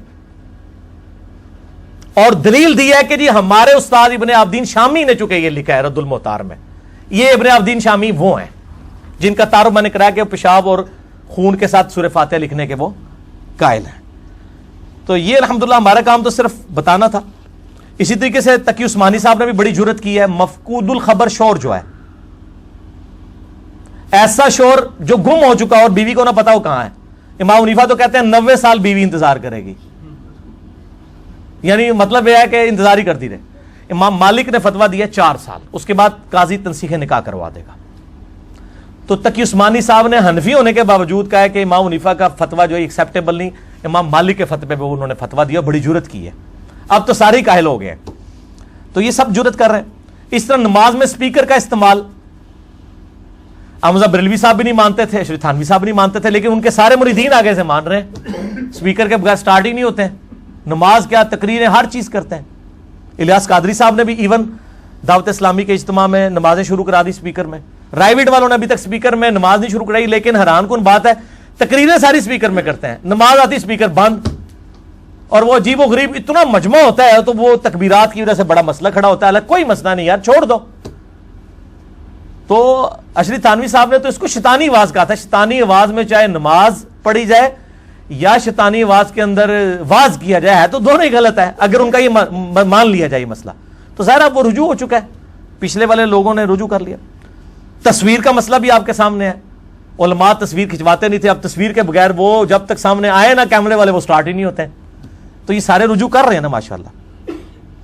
اور پچھلی دفعہ بھی میں نے بتایا تھا سنن ابی داؤد میں انٹرنیشنل نمبر کے مطابق 198 نمبر حدیث ہے کہ ایک صحابی کو زخم لگا, وہ اسی حالت میں نماز پڑھتے رہے اور نبی علیہ السلام کو یہ خبر بھی پہنچی, آپ نے نہیں فرمایا تیرا وضو ٹوٹ گیا, اور وہ دوسرے صحابی کو جگا بھی سکتے تھے. انہوں نے کہا نہیں, میں نے نماز شروع کی تھی, میں نے کہا سورت پوری مکمل کر کے ہی میں نماز مکمل کروں. خون نکلنے سے وضو نہیں ٹوٹتا. امام حنیفہ کا یہ موقف غلط ہے, امام شافعی کا موقف ٹھیک ہے. اس طریقے سے بخاری اور مسلم میں حدیث ہے, بخاری میں 382, مسلم میں 1145. اما عائشہ کہتی ہیں کہ نبی علیہ السلام رات کے وقت نوافل پڑھتے, میں سامنے لیٹی ہوتی تھی. جب آپ صلی اللہ علیہ وآلہ وسلم سجدے میں جانے لگتے میرے پاؤں کو ٹو دیتے, میں پاؤں سمیٹ لیتی تاکہ آپ آسانی سے سجدہ کر لیں. اور اس وقت گھروں میں چراغ نہیں ہوتے تھے. یعنی وہ یہ بتانا چاہ رہی تھی مجھے نہیں پتا چلتا تھا کہ نبی علیہ السلام ابھی سجدے میں آ رہے ہیں, یعنی وہ مجھے ٹوتے تھے تو مجھے پتا چلتا تھا. تو اس سے پتا چلا کہ بیوی کو ہاتھ لگانے سے وضو نہیں ٹوٹتا. امام شافعی کا یہ موقف غلط ہے, امام حنیفہ کا موقف ٹھیک ہے. اس پہ میرا کلپ بھی پچھلی دفعہ آ چکا ہے چاروں اماموں کے اوپر, کیا چاروں امام ہی حق پر ہیں. اس میں میں نے بتایا تھا, میں نے نمبر نہیں بتایا تھے, مجھ پہ ادھار تھا, میں نے بتا دیا. سنن ابی داؤد 198, صحیح بخاری میں وہ یہ خون والا مسئلہ, اور بخاری میں 382 اور 1145 بیوی کو ہاتھ لگانے سے وضو نہیں ٹوٹتا. تو ہمارے سارے سکے ہیں. جو نبی علیہ السلام کی احادیث کے مطابق فتویٰ دے گا وہ ہمارا سکا ہے, جو نہیں دے گا اس کو بھی ہم اپنا کوئی پرایا نہیں سمجھتے, ہم اس کی اصلاح کی کوشش کرتے ہیں. باقی research paper number 13 Shah Wali اللہ دہلوی والا پڑھ لیں ضرور. اور یوٹیوب پہ میری ویڈیو ہے اہل سنت کا منہج کیا ہے, قرآن سنت اجماع اور دین اجتہاد اور قیاس. اللہ تعالیٰ سے دعا ہے جو حق بات میں نے کہی اللہ تعالیٰ ہمارے دلوں میں راسخ فرمائے. اگر جس بات میں میرے منہ سے کوئی غلط بات نکل گئی اللہ تعالیٰ ہمارے دلوں ہی سے معاف کر دے. ہمیں کتاب و سنت کی تعلیمات پر عمل کر کے دوسرے بھائیوں تک پہنچانے کی توفیق عطا فرمائے. سبحانک اللہم و بحمدک, اشہد ان لا الہ الا انت, استغفرک و اتوب الیک, وما علینا الا البلاغ المبین. جزاکم اللہ خیرا و احسن الجزاء.